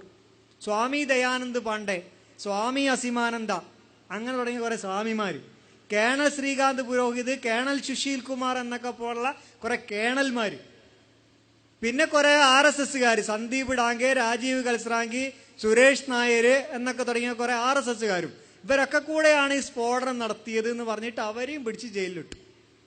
നേരത്തെ മുസ്ലിങ്ങളോ, ആദ്യം പറഞ്ഞ മുസ്ലിങ്ങളാന്ന് പറഞ്ഞിട്ട് അവരെ പിടിച്ചിട്ടത്. അന്വേഷണം നേരെ പോയി അവസാനം പിടിച്ചത് RSSകാരെ, അവരെയും പിടിച്ച് ജയിലിലിട്ടു. എന്നാ പിന്നെ നേരത്തെ പിടിച്ചിട്ടവരെ പുറത്തയച്ചൂടെ? അത് പറ്റൂല. അപ്പൊ നീതി ഞങ്ങൾക്കില്ല, ഞങ്ങൾക്ക് നീതിയില്ലേ? ഞങ്ങളല്ലെങ്കിൽ പുറത്തു വിട്ടൂടെ? പിന്നെന്തിനാ അകത്തിട്ടത്? അത് വിടൂല. ഇത് പറയാൻ പറ്റൂല, പറഞ്ഞാ തീവ്രവാദമായി. അവർക്ക് നീതി വേണ്ടേ? അവർ രാജ്യത്തിന്റെ പൗരന്മാരല്ലേ? ഒരാവശ്യവുമില്ലാതെ മനുഷ്യന്മാരെ ജയിലിലിടാ പിടിച്ചിട്ട്. അത് ഈ രാജ്യത്തിലെ മുസ്ലിങ്ങൾ ഇടുന്നതിൽ ഇവിടെ ആർക്കും പ്രശ്നമില്ല. തൊഗാഡിയ, പ്രവീൺ ഭായ് തൊഗാഡിയ, വിശ്വ ഹിന്ദു പരിഷത്തിന്റെ പിന്നെ ആഗോള സെക്രട്ടറി എങ്ങാനാണ് മൂപ്പര്. പ്രവീൺ ഭായ് തൊഗാഡിയക്കെതിരെ ഇപ്പൊ ഡൽഹിയിൽ പ്രസംഗിച്ചതിനൊരു കേസ് എടുത്തിട്ടുണ്ട്. നമ്മളെ കേരളത്തിൽ വന്നിട്ടുണ്ട് അദ്ദേഹം. കേരളത്തിലെ നമ്മുടെ ബഹുമാനപ്പെട്ട മുസ്ലിം ലീഗിന്റെ ബഹുമാനപ്പെട്ട മന്ത്രിമാരൊക്കെ ഭരിക്കുന്ന സംസ്ഥാനമാണ് കേരളം. മുസ്ലിങ്ങൾക്ക് വേണ്ടിയാണ് ഒരു ഭരിക്കണത്. അള്ളാന്റെ നാമത്തിലാണ് പ്രതിജ്ഞ ചെയ്യാറുള്ളത്. മുസ്ലിങ്ങൾക്ക് വേണ്ടിയിട്ട് കായിദമില്ലത്തും കായിദുൽ ഖൗമും CH-ഉം CDH-ഉം ഒക്കെ പടപൊരുതി വളർത്തി വലുതാക്കിയ പ്രസ്ഥാനമാണ്. ആ പ്രസ്ഥാനത്തിൽ അള്ളാന്റെ പേരിൽ പ്രതിജ്ഞ ചെയ്തിട്ട് പാണക്കാട്ടെ തങ്ങളുടെ കബറിടത്തിൽ സിയാറത്ത് ചെയ്തിട്ട് അധികാരമേറ്റെടുത്ത മന്ത്രിമാർ 5 എണ്ണം കുത്തിരിക്കണ നമ്മുടെ കേരളത്തില് പ്രവീൺ ഭായ് തൊഗാഡിയ വന്ന് പ്രസംഗിച്ചത് സമുദ്രം ഹിന്ദുക്കളുടേതാണ്, അതുകൊണ്ട് അവിടെ മുസ്ലിങ്ങൾ മീൻ പിടിക്കാൻ പാടില്ല. നമ്മക്ക് വേണ്ടിയിട്ട് അള്ളാന്റെ നാമത്തിൽ പ്രതിജ്ഞ ചെയ്ത് ശിഹാബ് തങ്ങളെ കബറിടത്തിൽ സിയാറത്ത് ചെയ്ത് അധികാരമേറ്റെടുത്ത 4 എണ്ണം പോരാഞ്ഞിട്ട് 5ാമത്തതും അധികാരം ഭരിക്കുന്ന നമ്മുടെ കേരളത്തില് ഒരു കേസെടുക്കാൻ പറ്റിയില്ല. ഭരിക്കട്ടെ, മുസ്ലിങ്ങൾക്ക് വേണ്ടി ഭരിച്ചോട്ടെ. ഞങ്ങൾ വിശ്വസിക്കണം എന്ന് പറയരുത്. നിങ്ങൾക്ക് പറയാം മുസ്ലിങ്ങൾക്ക് വേണ്ടിയാണ്. ഞങ്ങൾ വിശ്വസിക്കണം എന്ന് പറഞ്ഞോടത്ത് മാത്രമേ നമ്മൾ തെറ്റുള്ളൂ. കേസെടുത്തില്ല. ഞാൻ പറയട്ടെ, നീതി വേണ്ടേ? ഈ രാജ്യത്തിലെ മുസ്ലിങ്ങൾക്ക് നീതി തരുമോ നിങ്ങള്? ഈ രാജ്യത്തില് രക്തത്തെ തിരിച്ചറിഞ്ഞുകൊണ്ടുള്ള പോരാട്ടം ആരംഭിച്ചിട്ടുണ്ട്. ഇവിടെ നിങ്ങൾ കണ്ടല്ലോ, BSPയുടെ നേതാവ് അതുപോലെ മറ്റു ചില നേതാക്കന്മാരൊക്കെ വന്ന് ഇവിടെ നമ്മൾ കറുത്തവരാണ് എന്ന് തിരിച്ചറിഞ്ഞിരിക്കുന്നു. ഈ 64 കൊല്ലമായി നമ്മൾ അടിമത്തം അനുഭവിക്കുകയാണ് എന്ന് തിരിച്ചറിഞ്ഞിരിക്കുന്നു. ഇനി സമ്മതിക്കില്ല എന്ന പ്രഖ്യാപനമാണ് പോപ്പുലർ ഫ്രണ്ട് മുന്നോട്ട് വെക്കുന്നത്. ഞങ്ങൾ ഒരുമിച്ചുകൊണ്ടായിനി. ഞങ്ങൾ അധികം ഒന്നും ചോദിക്കണില്ല, നീതി തരുമോ നിങ്ങൾ? മലേഗാവിലും മൊദാസയിലും സംജോത എക്സ്പ്രസിലും അജ്മീർ ദർഗയിലും മക്കാ മസ്ജിദിലൊക്കെ സ്ഫോടനം നടത്താനുള്ള പരിശീലനം കൊടുത്തത് ബോൺസാല സൈനിക സ്കൂളിൽ നിന്നാണ് എന്ന് ATS കണ്ടെത്തിയതാ. ആ ബോൺസാല സൈനിക സ്കൂളിലേക്ക് ഇപ്പോഴും ആളുകളെ റിക്രൂട്ട് ചെയ്തുകൊണ്ടിരിക്കുന്നുണ്ട്. സൈന്യത്തിൽ ചേരാൻ പരിശീലനം കൊടുക്കുന്നുണ്ട് RSSന്റെ വക. ആ സ്കൂൾ ഇപ്പോഴും പ്രവർത്തിച്ചുകൊണ്ടിരിക്കുക. അടച്ചുപൂട്ടാൻ എന്തുകൊണ്ട് ആരും തയ്യാറാവണില്ല? ഈ രാജ്യത്തിന്റെ പട്ടാളത്തിൽ നിന്ന് RDX കടത്തിയിട്ട് കലാപം നടത്താൻ ശ്രമിച്ചവരാ ബോൺസാല സൈനിക സ്കൂൾ പ്രവർത്തിച്ചുകൊണ്ടിരിക്കുക. ഒരു പ്രശ്നമില്ല. അതാ ഞങ്ങൾ പറയണത്, നീതി വേണം, തുല്യ നീതി വേണം. അപ്പൊ വെള്ളാപ്പള്ളി നടേശൻ പറയുന്നത് ഞങ്ങൾ മുസ്ലിം ലീഗിന് പകരം ഹിന്ദു ലീഗ് ഉണ്ടാക്കും, അങ്ങനെ ഹിന്ദുക്കളൊക്കെ ഒരുമിച്ച് നിൽക്കും. ഞങ്ങൾക്ക് വളരെ സന്തോഷമുള്ള ഒരു കാര്യമാണ് വെള്ളാപ്പള്ളി നടേശൻ പറഞ്ഞത്. നിങ്ങൾക്ക് പറ്റുമെങ്കിൽ ഹിന്ദു ലീഗ് ഉണ്ടാക്കണം. പറ്റുമെങ്കിൽ ഉണ്ടാക്കിയാൽ മതി, വെറുതെ വഷളാവാൻ നിൽക്കണ്ട. എല്ലാ ഹിന്ദുക്കളും ഒന്നാണ്. ആയിക്കോട്ടെ, ഞങ്ങൾക്ക് സന്തോഷമേ. ഈ രാജ്യത്തിലെ മുഴുവൻ ഹിന്ദുക്കളും ഒന്നാണ് എന്ന് പറയുക, എല്ലാ ഹിന്ദുക്കൾക്കും ഒരേ പരിഗണന കൊടുക്കുക. ഈ രാജ്യത്തിലെ അധസ്ഥിത പിന്നാക്ക ജനവിഭാഗമായിട്ട് നിങ്ങൾ ഇക്കാലം അത്രയും ഈ രാജ്യത്തിന്റെ അരികുകളിലേക്ക് തട്ടിമാറ്റിയ പുറംപോക്കുകളിലേക്ക് വലിച്ചെറിഞ്ഞ ഈ രാജ്യത്തിലെ പിന്നാക്ക ജനവിഭാഗം, പട്ടികജാതി പട്ടികവർഗക്കാരനൊക്കെ ഹിന്ദുവാണ് എന്ന് പറയുന്ന ആ മുഖ്യധാരയിൽ വരുന്ന ഒരു ദിവസം വളരെ സന്തോഷമുള്ള ദിവസം. ഈ ദേവസ്വം ബോർഡിലെ പൂജാരിയാവാൻ, ദേവസ്വം ബോർഡിന്റെ കീഴിലാണല്ലോ അമ്പലങ്ങളൊക്കെ, ഈ അമ്പലങ്ങളിൽ പൂജാരിയാവാനുള്ള യോഗ്യത ദേവസ്വം ബോർഡ് പുറത്തിറക്കുന്ന സർക്കുലറിൽ പറയുന്ന ഒരു യോഗ്യത, പൂജാരിയാവാനുള്ള ഒരു യോഗ്യത അപേക്ഷകൻ നമ്പൂതിരി സമുദായത്തിൽപ്പെട്ടവനായിരിക്കണം എന്നുള്ളതാ. അത് മാറ്റിയിട്ട് അപേക്ഷകൻ ഹിന്ദു സമുദായത്തിൽപ്പെട്ടവനായിരിക്കണം എന്ന് പറഞ്ഞാൽ വലിയ വിപ്ലവമായിരിക്കും. ചെയ്യാൻ പറ്റുമെങ്കിൽ വെള്ളാപ്പള്ളി ചെയ്യണം. സുകുമാരൻ നായർ പറയണ എന്താ, ഹിന്ദുവാകണമെന്നല്ല, മുഖ്യമന്ത്രി നായർ സമുദായക്കാരനായിരിക്കണം എന്നാ. അപ്പൊ പിന്നെ വെള്ളാപ്പള്ളി പറഞ്ഞ ഹിന്ദു ലീഗ് ഉണ്ടാവാൻ സാധ്യത വളരെ കുറവാണ്, നായർ ലീഗൊക്കെ ഉണ്ടാവാൻ സാധ്യത ഉണ്ട്. അപ്പൊ ഞാൻ നേരത്തെ പറഞ്ഞു വന്നത്, ഈ 5 മന്ത്രിമാര് മുസ്ലിം ലീഗിന് കിട്ടിയപ്പോ ഇവിടെ ഭയങ്കര പ്രശ്നം ഉണ്ടായി. നീതി വേണമെന്ന് ഞങ്ങൾ പറയുന്നുള്ളൂ. ഈ രാജ്യത്തിലെ മുസ്ലിങ്ങളെക്കാൾ ജനസംഖ്യ കുറഞ്ഞവും മുഖ്യമന്ത്രിയാണ്, ഡെപ്യൂട്ടി സ്പീക്കറാണ്, പിന്നെ അതുപോലെ പിന്നെ UP അധ്യക്ഷ, UDFന്റെ അധ്യക്ഷൻ, ചീഫ് വിപ്പ്, ഇതൊക്കെ മുസ്ലിങ്ങളെക്കാൾ ഭൂരിപക്ഷം കുറഞ്ഞ ആൾക്കാരാണ് ഈ രാജ്യത്ത് കൊണ്ടുനടക്കുന്നത്. അപ്പോഴൊന്നും ഞങ്ങൾ ഉയർത്താത്ത പ്രതിഷേധം മുസ്ലിം ലീഗിന് 5 മന്ത്രി കിട്ടിയപ്പോൾ ആകെ കൂടെ പ്രശ്നം ഉണ്ടാക്കിയല്ലോ. മുസ്ലിം ലീഗിന് 5 അല്ല 500 മന്ത്രി ഉണ്ടായിട്ട് കാര്യമില്ല എന്ന് ഇപ്പൊ നമുക്ക് ഏറ്റവും അവസാനം മനസ്സിലായി. ഏറ്റവും അവസാനം എന്ത്, ഷുക്കൂർ കൊല്ലപ്പെട്ടപ്പോൾ നമ്മുടെ നാട്ടിലൊക്കെ വലിയ ബോർഡ് ഉണ്ടായിരുന്നു, ഇവിടെ ഉണ്ടായിട്ടുണ്ടാവും ചിലപ്പോൾ, രക്തസാക്ഷി മരിക്കുന്നില്ല. അതുപോലെ ഞങ്ങൾ ഇതിനെ ഞങ്ങൾ നേരിടും, പകരം ഞങ്ങൾ ചോദിക്കും, ഇയാളുടെ കബറിടം സ്വർഗത്തോപ്പാക്കി കൊടുക്കട്ടെ, ഇയാളുടെ പിന്നിൽ ഞങ്ങൾ അണിയുറച്ച് നിൽക്കുന്നു എന്നൊക്കെ പറഞ്ഞ് വമ്പിച്ച ഫ്ലക്സ് ബോർഡ്, ഷുക്കൂറിന്റെ ഫോട്ടോ, റോസപ്പൂവൊക്കെ ഇങ്ങനെ വെച്ചിട്ട്, കണ്ടാൽ തന്നെ നമുക്ക് ഭയങ്കരമായിട്ട് വിഷമൊക്കെ തോന്നുന്ന രീതിയിൽ ഇങ്ങനെ ഫോട്ടോ ഒക്കെ വെച്ചിട്ട് ഷുക്കൂറിന്റെ. അവസാനം വന്നു നോക്കിയപ്പോൾ എന്താ സംഭവിച്ചത്, ഷുക്കൂറിന്റെ കേസിൽ മൊഴി പറഞ്ഞ 2 ലീഗുകാര്, ലീഗിന്റെ സ്ഥാപനത്തിൽ പണിയെടുക്കണ 2 ലീഗുകാര് എന്ന് പറഞ്ഞാൽ ലീഗുകാര് അന്നം കൊടുക്കണ 2 ലീഗുകാര് മൊഴി മാറ്റി പറഞ്ഞ്. ആർക്ക് അനുകൂലമായിട്ട്? CPM-മാർക്ക് അനുകൂലമായിട്ട്. ഇപ്പൊ KM ഷാജി പറയണ എന്താ, KM ഷാജി എന്ന് പറഞ്ഞാൽ പ്രത്യേകം മനസ്സിലാക്കണം കേട്ടോ, മുസ്ലിം യൂത്ത് ലീഗിന്റെ പുലി എന്നൊക്കെ അറിയപ്പെടുന്ന ആളാ, പുലിയാണ് അദ്ദേഹം. അദ്ദേഹം പറഞ്ഞെന്താണെന്നറിയോ, കണ്ണൂർ ജില്ലയിലാണ് ആ പ്രശ്നം നടന്നിട്ടുള്ളത്, കണ്ണൂർ ജില്ലയിലെ മുസ്ലിം ലീഗിന്റെ പ്രവർത്തകര് ഇപ്പോഴും അത്തരം വെല്ലുവിളികൾക്ക് നടുവിലാണ്. ആരാ പറയണത്? 5 മന്ത്രിമാരുള്ള പാർട്ടിയെ, വിരൽ തുമ്പിൽ പോലീസ് സ്റ്റേഷനുകൾ കറക്കാൻ കഴിവുള്ള 5 മന്ത്രിമാര്, വെള്ള കാറില്, പതാക വെച്ച കാറില്, തലങ്ങും വിലങ്ങും ചീറിപ്പായുന്ന ഇന്ത്യൻ യൂണിയൻ മുസ്ലിം ലീഗിന്റെ 5 മന്ത്രിമാര് കേരളത്തിൽ തെക്കും വടക്കും പാഞ്ഞുകൊണ്ടിരിക്കുമ്പോ പറയാ, കണ്ണൂർ ജില്ലയിൽ ഞങ്ങളുടെ പ്രവർത്തകർ ഭീഷണിയിലാണ്, പ്രിയപ്പെട്ട മുസ്ലിം ലീഗുകാരാ, രാജിവെച്ച് പോപ്പുലർ ഫ്രണ്ടിലേക്ക് ചേർന്നോ, ഒന്നിനെയും പേടിക്കണ്ട. കണ്ണൂർ ജില്ല എന്നല്ല, ഈ രാജ്യത്തൊരുത്തനെയും പേടിക്കാതെ അള്ളാഹുവിനെ മാത്രം ഭയപ്പെട്ട് ജീവിക്കണോ, പോപ്പുലർ ഫ്രണ്ടിൽ വാ. ഞങ്ങൾ പറയണതാ, ഭയമില്ല. അല്ലെങ്കിൽ വേണ്ട ഒരു രാഷ്ട്രീയ പാർട്ടിന്റെ STPI, അതിൽ ചേർന്നാലും മതി തൽക്കാലം. എന്നാലും ഉണ്ട് അവരുടെ മുദ്രാവാക്യം എന്താ, വിശപ്പിൽ നിന്ന് മോചനം, ഭയത്തിൽ നിന്ന് മോചനം. അതുകൊണ്ട് പേടിയുണ്ടെങ്കിൽ ബഹുമാനപ്പെട്ട ഷാജി സാഹിബിനെ ഞങ്ങൾ STPIയിലേക്ക് അതിൽ പോയി ചേർന്നോളൂ, ഞങ്ങള് പോപ്പുലർ ഫ്രണ്ടിലേക്ക് ഞങ്ങൾ സ്വാഗതം ചെയ്യും. അങ്ങോട്ട് പേര് പേടിയുണ്ടെങ്കിൽ ഇതിൽ നിൽക്കാന്നല്ലേ. 5 മന്ത്രിമാരും പേടിച്ച് നിൽക്കുക. ആരെ പേടിച്ചിട്ട്? CPM-മാരെ പേടിച്ചിട്ടേ. MSF-കാര് പറഞ്ഞെന്താ, പാവം MSF-കാര്, ഓല നേതാവാണല്ലോ മരിച്ചത്, ഷുക്കൂർ. MSF-ന്റെ നിയോജക മണ്ഡലം ട്രഷററായിരുന്നു, തളിപ്പറമ്പ് മണ്ഡലം ട്രഷററായിരുന്നു. അദ്ദേഹത്തെയാണ് 2 മണിക്കൂർ ചോദ്യം ചെയ്ത്. ആ കഥയിലേക്ക് ഞാൻ പോകുന്നില്ല, അത് പോയാൽ വടക്കാണ് കഥ. 2 മണിക്കൂർ ഒരു പ്രവർത്തകനെ ചോദ്യം ചെയ്യുക ഒരു വീട്ടിലിട്ടിട്ട്, എന്നിട്ട് 2 മണിക്കൂർ കഴിഞ്ഞിട്ട് ഇങ്ങനെ വരിവരിയായിട്ട് കൊണ്ടുപോവുക വയലിലേക്ക്, എന്നിട്ട് വയലിന്റെ നടുവിൽ നിന്നിട്ട് കുത്തിക്കൊല്ല. 5 മന്ത്രിമാരുള്ള പാർട്ടി, ആ പാർട്ടി അപ്പോഴും ഭരിക്കുന്നുണ്ട് കേരളത്തിലെ. തളിപ്പറമ്പ് പോലീസ് സ്റ്റേഷനിലേക്ക് ഒന്ന് ഫോൺ ചെയ്യാൻ തോന്നിയില്ല. ഏതെങ്കിലും 4 ലീഗുകാർ ഒരു ജീപ്പ് വാടകയ്ക്ക് എടുത്തിട്ട് ഒന്ന് പോയി നോക്കിയടാ, അവിടെ നമ്മളെ പ്രവർത്തകനെ പിടിച്ചു വെച്ചിട്ടുണ്ടെന്ന് പോയി നോക്ക് എന്ന് പറഞ്ഞേക്കാൻ പറ്റാതെ ഫ്ലക്സ് ബോർഡ് അടിച്ചു വെക്കുക. അതിന് വലിയ ചെലവില്ലല്ലോ, 200 രൂപ എടുത്താൽ ഫ്ലക്സ് ബോർഡാവും, പൈസക്ക് വലിയ ചെലവല്ലേ. ലീഗാര വിചാരം ഇവിടെ എല്ലാ പ്രശ്നത്തിനും പരിഹാരം പൈസയാണ്. അതുകൊണ്ടാണ് ഷുക്കൂർ മരണപ്പെട്ടപ്പോൾ അദ്ദേഹത്തിന്റെ വീട്ടില് പണം പിരിച്ചു കൊടുത്തത് പാർട്ടി.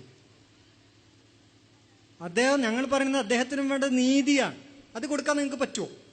ഒരു പാർട്ടി എന്ന നിലക്ക് ഷുക്കൂറിന് നീതി കൊടുക്കാൻ പറ്റുമോ? അയാൾക്ക് നീതി കിട്ടേണ്ടത് അദ്ദേഹത്തിന്റെ പ്രതികൾ ശിക്ഷിക്കപ്പെടുക എന്നുള്ളതാണ്. ഇനി അദ്ദേഹത്തോട് നിങ്ങൾക്ക് ചെയ്യാൻ പറ്റിയ നീതി അതാണ്. അദ്ദേഹത്തെ കൊന്നുകളഞ്ഞ പ്രതികളെ മുഴുവൻ ശിക്ഷിക്കുക. സ്വന്തം പ്രവർത്തകരെ സംരക്ഷിക്കാൻ, സ്വന്തം പ്രവർത്തകരെ ഭയത്തിൽ നിന്ന് രക്ഷിക്കാൻ പറ്റാത്തൊരു പാർട്ടി ഈ രാജ്യത്തിലെ മുസ്ലിം സമുദായത്തെ മുഴുവൻ സംരക്ഷിക്കും എന്ന് പറയുന്നതിന്റെ പേരാണ് പച്ച മലയാളത്തില് വിവരക്കേട് എന്നുള്ളത്. അത് പറയരുത്. അവിടെ ഞങ്ങൾ ആവശ്യപ്പെടുന്നത് നീതിയാണ്. ഈ രാജ്യത്തിലെ കൊല്ലപ്പെട്ടൊരു മനുഷ്യനോടുള്ള നീതി. മൂന്നാമത് ഞങ്ങൾ പറയുന്ന പ്രമേയം സുരക്ഷയാണ്. ഈ രാജ്യത്തിലെ ജനങ്ങൾക്കുള്ള സുരക്ഷ. മുസ്ലിം സമുദായത്തിന്റെ കാര്യം എടുക്കുക. ഗുജറാത്ത് കലാപം നടന്നു കഴിഞ്ഞപ്പോൾ മഹാരാഷ്ട്രയിൽ ധൂലെ എന്ന് പറയുന്ന പ്രദേശത്ത് വൻ കലാപം നടന്നു. കലാപത്തിന്റെ ഏറ്റവും പുതിയ വീഡിയോ ഫൂട്ടേജുകൾ പുറത്തുവിടുമ്പോൾ പോലീസ് ഉദ്യോഗസ്ഥന്മാരടക്കം കലാപത്തിൽ പങ്കാളിയാവുന്നു. ഇവിടുത്തെ വാട്ടർ ടാങ്കുകളും പാർക്ക് ചെയ്തിരുന്ന വാഹനങ്ങളും മുഴുവൻ നശിപ്പിക്കുന്നത് പോലീസ് ഉദ്യോഗസ്ഥന്മാരാണ് എന്ന രീതിയിലുള്ള വീഡിയോകൾ പുറത്തു വന്നുകൊണ്ടിരിക്കുന്നു. ഗുജറാത്തിൽ പങ്കെടുത്തതുപോലെ തന്നെ പോലീസ് ഉദ്യോഗസ്ഥന്മാർ പങ്കെടുക്കുന്ന കലാപം മഹാരാഷ്ട്രയിലും സംഭവിക്കുന്നു. എന്ന് പറഞ്ഞാൽ ഈ രാജ്യത്തിലെ ഒന്നാമത്തെ ശത്രുവായിട്ട് രാഷ്ട്രീയ സ്വയം സേവക സംഘം അഥവാ RSS വീണ്ടും തലപൊക്കിയിരിക്കുന്നു. രാജ്യത്തിലെ മുസ്ലിങ്ങൾക്കെതിരായി വീണ്ടും RSSന്റെ കൊലവിളികൾ ആരംഭിച്ചുകൊണ്ടിരിക്കുന്നു. ഒരുപാട് സ്ഫോടനങ്ങൾ നമ്മുടെ രാജ്യത്ത് സംഘടിപ്പിക്കപ്പെട്ടു. ഞാൻ നേരത്തെ പറഞ്ഞു, മലേഗാവിലും മൊദാസയിലും സംജോത എക്സ്പ്രസിലും അജ്മീർ ദർഗയിലും മക്ക മസ്ജിദിലും സ്ഫോടനങ്ങൾ നടന്നു. അവിടെ മുഴുവൻ സ്ഫോടനങ്ങൾ നടത്തിയത് വെള്ളിയാഴ്ചകളിൽ ജുമാ നമസ്കാരത്തിന്റെ സമയത്തോ നബിദിനത്തിന്റെ ദിവസത്തിലോ പെരുന്നാൾ ദിവസത്തിന്റെ സമയത്തോ സ്ഫോടനങ്ങൾ നടക്കുന്നു. മുസ്ലിങ്ങൾ കൊല്ലപ്പെടുന്നു, മുസ്ലിങ്ങൾ ജയിലിൽ അടക്കപ്പെടുന്നു, മുസ്ലിങ്ങൾ അറസ്റ്റ് ചെയ്യപ്പെടുന്നു, മുസ്ലിങ്ങൾ പീഡിപ്പിക്കപ്പെടുന്നു. യഥാർത്ഥ പ്രതികളായ RSSകാര് വളരെ സുന്ദരമായി വിലസുന്നു. സ്ഫോടനങ്ങളുടെ ഉത്തരവാദിത്തം മുഴുവൻ ഏറ്റെടുക്കാൻ വിധിക്കപ്പെട്ടവരായി മുസ്ലിങ്ങൾ മാറുന്നു. വളരെ ആസൂത്രിതമായ രീതിയിൽ ഇന്ത്യയുടെ വിവിധ പ്രദേശങ്ങളിൽ സ്ഫോടനങ്ങൾ സംഘടിപ്പിച്ചിരിക്കുന്നു RSS. 20 കൊല്ലം മുമ്പ് കേരളത്തിൽ പോപ്പുലർ ഫ്രണ്ട് രൂപീകരിക്കപ്പോൾ 1993 നാഷണൽ ഡെവലപ്മെന്റ് ഫ്രണ്ട് കേരളത്തിൽ രൂപീകരിച്ചു.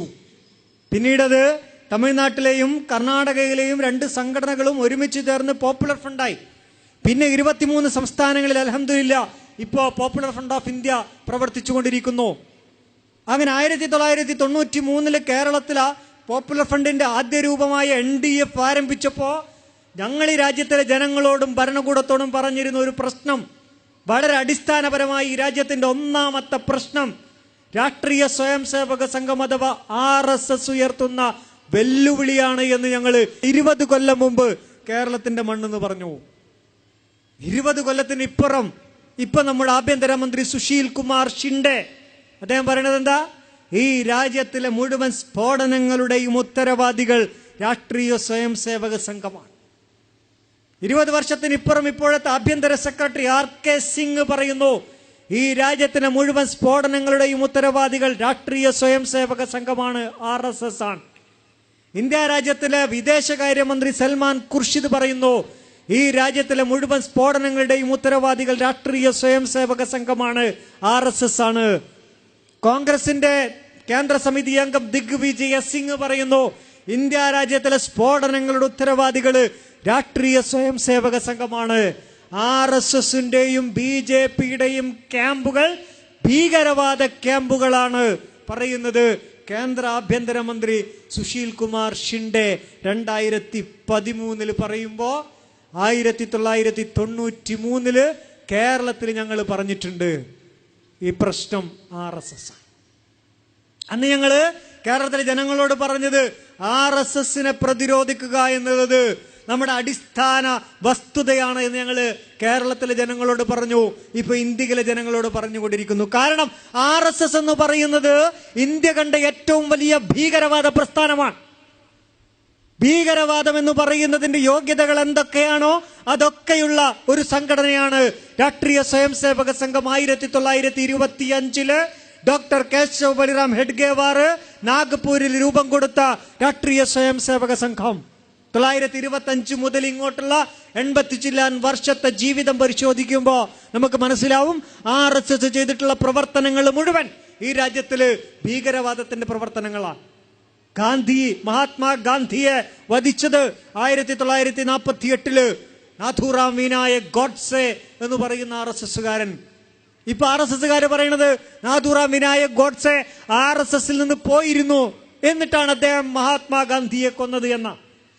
സ്വാമിനി പ്രജ്ഞാ സിംഗ് ഠാക്കൂർ സ്ഫോടനങ്ങൾക്ക് നേതൃത്വം കൊടുക്കുമ്പോൾ അദ്വാനി പറയുന്നത് സ്വാമിനി പ്രജ്ഞാ സിംഗ് ഠാക്കൂർ RSSകാരിയായിരുന്നു. പക്ഷെ RSS നിന്ന് പോയ ശേഷമാണ് സ്ഫോടനം നടത്തിയത് എന്ന് പറയുമ്പോൾ ഈ രാജ്യത്തിലെ മുഴുവൻ രാജ്യദ്രോഹ പ്രവർത്തനം നടത്തിയത് RSSന്റെ വിദ്യാഭ്യാസം കിട്ടി, RSS പോയി എന്ന് RSSകാർ മാത്രം പറയുന്ന ചില ആളുകളാണ് ഈ രാജ്യത്തിലെ മുഴുവൻ രാജ്യദ്രോഹ പ്രവർത്തനങ്ങൾ നടത്തിയിട്ടുള്ളത്. ഗാന്ധിയെ വെടിവെച്ചു കൊന്നവർ RSSകാരാണ്. ഈ രാജ്യത്ത് സ്വാതന്ത്ര്യ സമരം നടക്കുമ്പോൾ അതിൽ പങ്കെടുക്കാതെ മാറി നിന്നവർ RSSകാരാണ്. ക്വിറ്റ് ഇന്ത്യ സമരത്തെ ഒറ്റിക്കൊടുത്തവർ വാജ്പേയി അടക്കമുള്ള ഈ രാജ്യത്തിന്റെ പ്രധാനമന്ത്രിയായിരുന്ന വാജ്പേയി അടക്കമുള്ള ആളുകളാണ് ക്വിറ്റ് ഇന്ത്യ സമരത്തെ ഒറ്റിക്കൊടുത്തത്. സ്വാതന്ത്ര്യ സമരത്തിൽ പങ്കെടുക്കുന്നവരുടെ പേര് വിവരങ്ങൾ മുഴുവൻ ഞാൻ തരാം എന്ന് പറഞ്ഞത് സ്വാതന്ത്ര്യ സമരത്തെ പിന്നിൽ നിന്ന് കുത്തിയ വീര സവർക്കർ എന്ന് RSSകാർ വാഴ്ത്തിപ്പാടുന്ന സവർക്കറാണ് ക്വിറ്റ് ഇന്ത്യ സമരത്തെ ഒറ്റിക്കൊടുത്ത, സ്വാതന്ത്ര്യ സമരത്തെ ഒറ്റിക്കൊടുത്ത മഹാത്മാഗാന്ധിയെ കൊന്ന കേസിലെ 7ാമത്തെ പ്രതി വീര സവർക്കർ. അയാൾ RSS അല്ല എന്ന് ഇന്ന് വരെ RSSകാർ പറഞ്ഞിട്ടില്ല. 7ാം പ്രതി വീര സവർക്കറാണ്. സവർക്കർ വിനായക് ദാമോദർ സവർക്കർ. അയാളാണ് RSSന്റെ ബുദ്ധി കേന്ദ്രങ്ങളിൽ ഒന്ന്.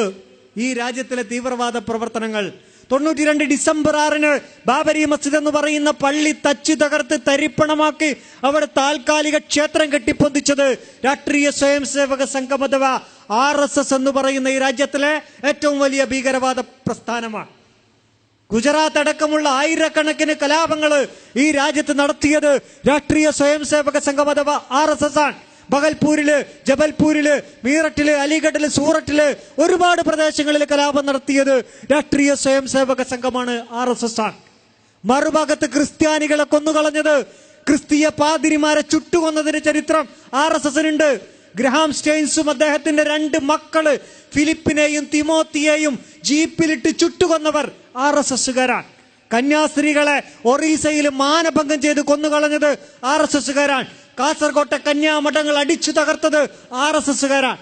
കേരളത്തിൽ കണ്ണൂരിലും തലശ്ശേരിയിലും തൃശ്ശൂരിലും കൊടുങ്ങല്ലൂരിലും CPMകാരെ കുത്തി മലർത്തിയതിന് ചരിത്രം പറയാനുള്ള സംഘടന RSS ആണ്. ഈ രാജ്യത്തില് തീവ്രവാദത്തിന്റെ ഭീകരവാദത്തിന്റെ ഏതൊക്കെ നിർവചനങ്ങളുണ്ടോ, ഏതൊക്കെ അളവുകോലുണ്ടോ, ആ അളവുകോലുകൾ മുഴുവൻ കൊണ്ടളന്നാലും ഒരൊറ്റ പ്രസ്ഥാനത്തെ തീവ്രവാദത്തിന്റെ ഭീകരവാദത്തിന്റെ പട്ടികയിൽ പെടുത്താൻ പറ്റുമെങ്കിൽ അത് രാഷ്ട്രീയ സ്വയം സേവക സംഘമാണ്, RSS ആണ്. അവരിൽ നിന്ന് സുരക്ഷിതത്വം ഈ രാജ്യത്തിലെ മുസ്ലിങ്ങൾക്ക്, ദളിതുകൾക്ക്, ക്രിസ്ത്യാനികൾക്ക് നേടിക്കൊടുക്കേണ്ട ബാധ്യതയുള്ള ഒരു പ്രസ്ഥാനമാണ് നമ്മൾ ആഗ്രഹിക്കുന്നത്. ആർക്കെങ്കിലും സാധിക്കുമെങ്കിൽ നിൽക്കാം. കേരളത്തിന്റെ ഇട്ടാവട്ടത്ത് പ്രവർത്തിക്കുന്ന കമ്മ്യൂണിസ്റ്റ് പാർട്ടി എന്ന് പറയുന്ന ഒരു പ്രസ്ഥാനം, അല്ലെങ്കിൽ കേരളത്തിന്റെ തൊട്ടപ്പുറത്ത് 2-3 സംസ്ഥാനങ്ങളിൽ മാത്രം വിത്ത് പതച്ചിട്ടുള്ള കമ്മ്യൂണിസ്റ്റ് പ്രസ്ഥാനത്തിന്റെ ഭീഷണികൾക്ക് മുന്നിൽ മൊഴിമാറ്റി പറഞ്ഞ് മുട്ടുപറയ്ക്കുന്ന ഒരു പ്രസ്ഥാനത്തിന്റെ നേതാക്കന്മാർക്ക് ഇന്ത്യ രാജ്യത്തിലെ മുസ്ലിങ്ങളെ RSSൽ നിന്ന് രക്ഷപ്പെടുത്താൻ പറ്റും എന്ന് നമുക്ക് വിശ്വസിക്കാൻ സാധിക്കുമോ? CPMന്റെ കയ്യിൽ നിന്ന് തങ്ങളുടെ പ്രവർത്തകരെ തങ്ങൾക്ക് 5 മന്ത്രിമാരുള്ള ഒരു സംസ്ഥാനത്തിന് രക്ഷപ്പെടുത്താൻ പറ്റാത്തവർ, പിന്നെ പട്ടാമ്പി പാലത്തിന്റെ അപ്പുറത്തേക്ക് മുസ്ലിങ്ങളെ രക്ഷിക്കുമെന്ന് പറഞ്ഞാൽ അത് വിശ്വസിക്കാൻ പ്രയാസമുണ്ട്. എങ്ങനെ നമ്മൾ വിശ്വസിക്കുക? പിന്നെ ആരെയാണ് നമ്മൾ ആശ്രയിക്കുക? ഈ RSSൽ നിന്ന് ഇത്രയും ഭീകരവാദ പ്രവർത്തനങ്ങൾ നടത്തിയ രാഷ്ട്രീയ സ്വയം സേവക സംഘം, ഇന്ത്യയിലെ RSSും BJPയും നടത്തുന്ന ക്യാമ്പുകൾ ഭീകരവാദ ക്യാമ്പുകളാണ് എന്ന് സുശീൽ കുമാർ ഷിൻഡെ പറയുമ്പോ അദ്ദേഹത്തിന്റെ ആ വാക്ക് മാത്രം നമ്മൾ മുഖവിലക്കെടുക്കുക. ആ വാക്ക് മാത്രം നമ്മൾ മുഖവിലക്കെടുത്താൽ ആ ഭീകരവാദ ക്യാമ്പുകളിൽ പരിശീലിപ്പിക്കപ്പെടുന്ന അധ്യായങ്ങളിൽ നിന്ന് ഈ സമുദായത്തെ മാറോട് ചേർത്ത് ആശ്വസിപ്പിക്കാൻ ആർക്കാണ് കേരളത്തിൽ സാധിക്കുക? ആരുണ്ട് തയ്യാർ? ഏത് മുസ്ലിം സംഘടനയുണ്ട് തയ്യാർ? ഏത് ജനാധിപത്യ പ്രസ്ഥാനമുണ്ട് ഞങ്ങൾ സംരക്ഷിക്കുമെന്ന് പറയാൻ തന്റെ ഇടമുള്ള ഏത് ജനാധിപത്യ പ്രസ്ഥാനമുണ്ട് ഇന്ത്യ രാജ്യത്ത്? ഒരൊറ്റ പ്രസ്ഥാനമേ, മുസ്ലിം സമുദായമേ നിങ്ങളെ ഞങ്ങൾ സംരക്ഷിക്കൂ എന്ന് പറഞ്ഞിട്ടുള്ളൂ. അത് പോപ്പുലർ ഫ്രണ്ട് ഓഫ് ഇന്ത്യയാണ്. RSSനെ ഞങ്ങൾ പ്രതിരോധിക്കുമെന്ന് പറഞ്ഞപ്പോ ചൊറിയുന്ന ചില ആളുകൾ, അത് ഇപ്പോൾ നമ്മുടെ കേരളത്തിലെ മതേതരന്മാര് ഭരിക്കണ കേരളത്തിലുണ്ട് എന്നാ മനസ്സിലായത്. ഞങ്ങൾ ഒരുപാട് വേദനകളുടെ, ഒരുപാട് നെടുവീർപ്പുകളുടെ പേരാണ് പോപ്പുലർ ഫ്രണ്ട് ഓഫ് ഇന്ത്യ. ഒരുപാട് വേദനകളുടെ, കണ്ണീരിന്റെ, നെടുവീർപ്പിന്റെ ശബ്ദമാണ് പോപ്പുലർ ഫ്രണ്ട് ഓഫ് ഇന്ത്യ. ഇത് കണ്ണൂരിലോ കേരളത്തിലോ കാസർകോട്ടോ കോഴിക്കോട്ടോ കർണാടകയിലോ തമിഴ്നാട്ടിലോ മാത്രമല്ല, യുപിയിലെ മീററ്റിലെയും അലിഗഡിലെയും ഉമ്മമാരുടെ വേദന, ഉപ്പമാരുടെ തേങ്ങലുകൾ, ആസാമിലെ നെല്ലിയില് ഒരൊറ്റ രാത്രി കൊണ്ട് 100 കണക്കിന് ആളുകളെ, നെല്ലി എന്ന് പറയുന്ന ഗ്രാമത്തിലെ 100 കണക്കിന് ആളുകളെ ഒരൊറ്റ രാത്രി കൊണ്ട് കൊന്ന് കിണറിലിട്ട് കുഴിച്ചു മൂടാനുള്ള പരിശ്രമത്തിനിടയിൽ ആ കിണറിലെ വെള്ളത്തിന്റെ മുകളിലായിപ്പോയി എന്നുള്ളത് കൊണ്ട് മാത്രം രക്ഷപ്പെട്ട 9 വയസ്സുകാരി മല്ലിക ബാനു എന്ന് പറയുന്ന പെൺകുട്ടി ഈ ലോകത്തോട് പറഞ്ഞു, നെല്ലിയിലെ RSSന്റെ ആളുകള്, കർസേവകര്, ഹിന്ദുത്വ ഭീകരവാദികള് ഞങ്ങളുടെ ഗ്രാമത്തിലേക്ക് വന്ന് ഓരോ കുടുംബത്തിലെയും ആളുകളെ കൊണ്ടുപോയി കൊന്ന് ആ വഴിപക്കത്തുള്ള കിണറിൽ കൊണ്ടുപോയിട്ടു. കിണറിന്റെ മുകളില് വെള്ളത്തിന്റെ മുകളിലായി പോയത് കൊണ്ട് മാത്രം ഞാൻ രക്ഷപ്പെട്ടതാണ് എന്ന് നെല്ലിയിലെ പാവപ്പെട്ട മല്ലിക ബാനു എന്ന് പറയുന്ന പെൺകുട്ടി പറയുമ്പോ, ഇത് ഞങ്ങൾക്ക് ആളാവാൻ ഉണ്ടാക്കിയതല്ല, ഇത് ഞങ്ങൾക്ക് സുഖവാസ കേന്ദ്രങ്ങൾ സ്വപ്നം കണ്ടുണ്ടാക്കിയതല്ല, ഞങ്ങൾക്ക് AC രമ്യ ഹർമ്മങ്ങള് സ്വപ്നം കണ്ടുണ്ടാക്കിയതല്ല, ഞങ്ങളുടെ സ്വപ്നങ്ങളിൽ രാജ്യം കെട്ടിപ്പടുക്കാൻ ഉണ്ടാക്കിയതാ. ഇവിടെ ഞങ്ങൾക്ക് പൂവിരിച്ച പരവതാനികൾ ലഭിക്കുമെന്ന് ഞങ്ങൾ വിചാരിച്ചിട്ടില്ല. ഒരുപാട് വേദനകൾ, ഒരുപാട് കണ്ണീരുകൾ, അതാണ് പോപ്പുലർ ഫ്രണ്ട് ഓഫ് ഇന്ത്യയുടെ ത്രിവർണ്ണ പതാക സൃഷ്ടിച്ചത്. ആ നെടുവീർപ്പുകൾ ഏറ്റെടുക്കുക ഞങ്ങൾ ചെയ്തത്. الذين يقولون ربنا أخرجنا من هذه القرية الظالم أهلها واجعل لنا من لدنك وليا واجعل لنا من لدنك نصيرا. പടച്ചവനെ, ഒരു സഹായിയെയോ രക്ഷകനെയോ അയച്ചുകൊണ്ട തമ്പുരാനെ, അല്ലെങ്കിൽ ഞങ്ങളെ ഈ നാട്ടിൽ നിന്നൊന്ന് രക്ഷിക്കു തമ്പുരാനെ എന്ന് പറഞ്ഞ് കരഞ്ഞ് നിലവിളിച്ച് നെടുവീർപ്പയച്ച ഈ രാജ്യത്തിലെ, ഇന്ത്യ രാജ്യത്തിലെ ആയിരക്കണക്കിന് ലക്ഷക്കണക്കിന് വരുന്ന സ്ത്രീ പുരുഷന്മാരുടെ, കുട്ടികളുടെ, വൃദ്ധന്മാരുടെ നെടുവീർപ്പുകളുടെ, തേങ്ങലുകളുടെ, കരച്ചിലിന്റെ, കണ്ണീർ കണങ്ങളുടെ സൃഷ്ടിയാണ് പോപ്പുലർ ഫ്രണ്ട് ഓഫ് ഇന്ത്യ. ഇതിനെ ഒരു ദിവസം കൊണ്ട് നിങ്ങൾക്ക് ഇല്ലാതാക്കാനാവില്ല. എന്ന് ഈ കണ്ണീരുകൾ അവസാനിക്കുന്നുവോ, എന്ന് ഈ തേങ്ങലുകൾ അവസാനിക്കുന്നുവോ, എന്ന് ഈ നെടുവീർപ്പുകൾ അവസാനിക്കുന്നുവോ, അന്ന് ഞങ്ങൾ ഇല്ലാതെയാകും. അത് മാത്രമാണ് ഞങ്ങളുടെ ലക്ഷ്യം. നിങ്ങൾക്കത് തരാൻ പറ്റുമോ? അടിച്ചമർത്തിയിട്ട് ഇതിനില്ലാതാക്കാൻ നോക്കരുത്. ഈ കണ്ണീരുകളൊപ്പി, ഈ തേങ്ങലുകൾ അകറ്റി, ഈ നെടുവീർപ്പുകളെ ആശ്വസിപ്പിച്ച് ഈ രാജ്യത്തെ മുസ്ലിങ്ങൾക്ക് സുരക്ഷിതത്വം നൽകാൻ നിങ്ങൾക്കെന്ന് സാധിക്കുന്നുവോ അന്ന് വരെ ഞങ്ങൾ ഇവിടെ ഉണ്ടാകും ഇൻഷാ അല്ലാഹ്. അഫ്സൽ ഗുരുവിനെ തൂക്കിക്കൊന്നു. തൂക്കിക്കൊല്ലേണ്ട ആളാണെങ്കിൽ തൂക്കിക്കൊല്ലണം, ഞങ്ങൾക്കൊരു എതിരഭിപ്രായമില്ല. പക്ഷെ നമ്മുടെ രാജ്യത്തൊരു പൗരനാണ് അഫ്സൽ ഗുരു, പാകിസ്ഥാൻകാരൊന്നുമില്ല. അജ്മൽ കസബിന്റെ കാര്യം ഞങ്ങൾ പറയണില്ല. അഫ്സൽ ഗുരു രാജ്യത്തിലെ ഒരു പൗരനാണ്. അയാളെ കൊല്ലാൻ പോകുമ്പോൾ അയാളുടെ വീട്ടുകാരോടൊന്ന് പറയണം, ഇതാ നിങ്ങളെ ഭർത്താവിനെ കൊല്ലാൻ പോവാണ്. രാജ്യത്ത് എത്ര ക്രൂരനായിരുന്നാലും ചെയ്യുന്നൊരു സംഗതിയാ. കൊല്ലാൻ പോകുമ്പോൾ വീട്ടുകാരെ അറിയിച്ചില്ല, സ്പീഡ് പോസ്റ്റിൽ അയച്ചു. ഞാൻ നേരത്തെ പറഞ്ഞില്ലേ, പോപ്പുലർ ഫ്രണ്ടിന്റെ പ്രകടനം എങ്ങനെ നടത്തണം എന്നുള്ള വാറോല 15-ാം തീയതി ഹോം സെക്രട്ടറി ഇറക്കിയിട്ട് 16-ാം തീയതി ആകുമ്പോഴേക്ക് നമ്മുടെ കേരളത്തിലെ എല്ലാ കളക്ടർമാർക്കും പോലീസ് സൂപ്രണ്ടുമാർക്കും കിട്ടിയ ഒരു രാജ്യത്ത് അഫ്സൽ ഗുരുവിനെ കൊല്ലാൻ പോകുകയാണെന്നുള്ള അറിയിപ്പ് കിട്ടുന്നത് 3 ദിവസം കഴിഞ്ഞിട്ടാണ്. അപ്പൊ മനസ്സിലാക്കാലോ, പറ്റാഞ്ഞിട്ടല്ല, അറിയിക്കില്ല എന്ന് വാശിയ. അദ്ദേഹത്തിന്റെ വിധിന്യായത്തിൽ എന്താ പറയുന്നത്? അയാള് തീവ്രവാദത്തിൽ സംഘടനയിൽ പ്രവർത്തിച്ചു എന്നുള്ളതിനോ പാർലമെന്റ് ആക്രമണത്തിന് ഗൂഢാലോചന നടത്തി എന്നുള്ളതിനോ ഒരു തെളിവും കോടതി മുമ്പാകെ ഇല്ല. പക്ഷേ ജനങ്ങളുടെ വികാരത്തെ ശമിപ്പിക്കാൻ അയാളെ തൂക്കിക്കൊന്നേ പറ്റൂ. അങ്ങനെ തൂക്കിക്കൊന്നു. സോണി സോറി എന്ന് പറയുന്ന ആദിവാസികൾക്കിടയിൽ പ്രവർത്തിച്ച വനിത, അവളെ മെഡിക്കൽ പരിശോധനയ്ക്ക് വിധേയാക്കിയപ്പോ അവരുടെ സ്വകാര്യ ഭാഗങ്ങളിൽ നിന്ന് കല്ലിന്റെ കഷ്ണങ്ങൾ വരെ കണ്ടെടുക്കാൻ പോലീസ് സ്റ്റേഷനിൽ അവൾക്കേറ്റ മർദ്ദനത്തിന്റെ ഫലമായിട്ട്. നമ്മൾ ആലോചിക്കണം, ഡൽഹിയിലെ പെൺകുട്ടിയൊക്കെ വേണ്ടി നിലവിളിക്കുന്ന ഫെമിനിസ്റ്റുകള്, തമ്പുരാക്കന്മാര് ആലോചിക്കണം. നല്ലതാ, സോറി എന്നുള്ള പേര് കേട്ടിട്ടില്ല. അവരുടെ സ്വകാര്യ ഭാഗങ്ങളിൽ നിന്ന് കല്ലിന്റെ കഷ്ണങ്ങള്, എവിടുന്ന അവരുടെ കല്ലിന്റെ കഷ്ണങ്ങൾ വന്നത്?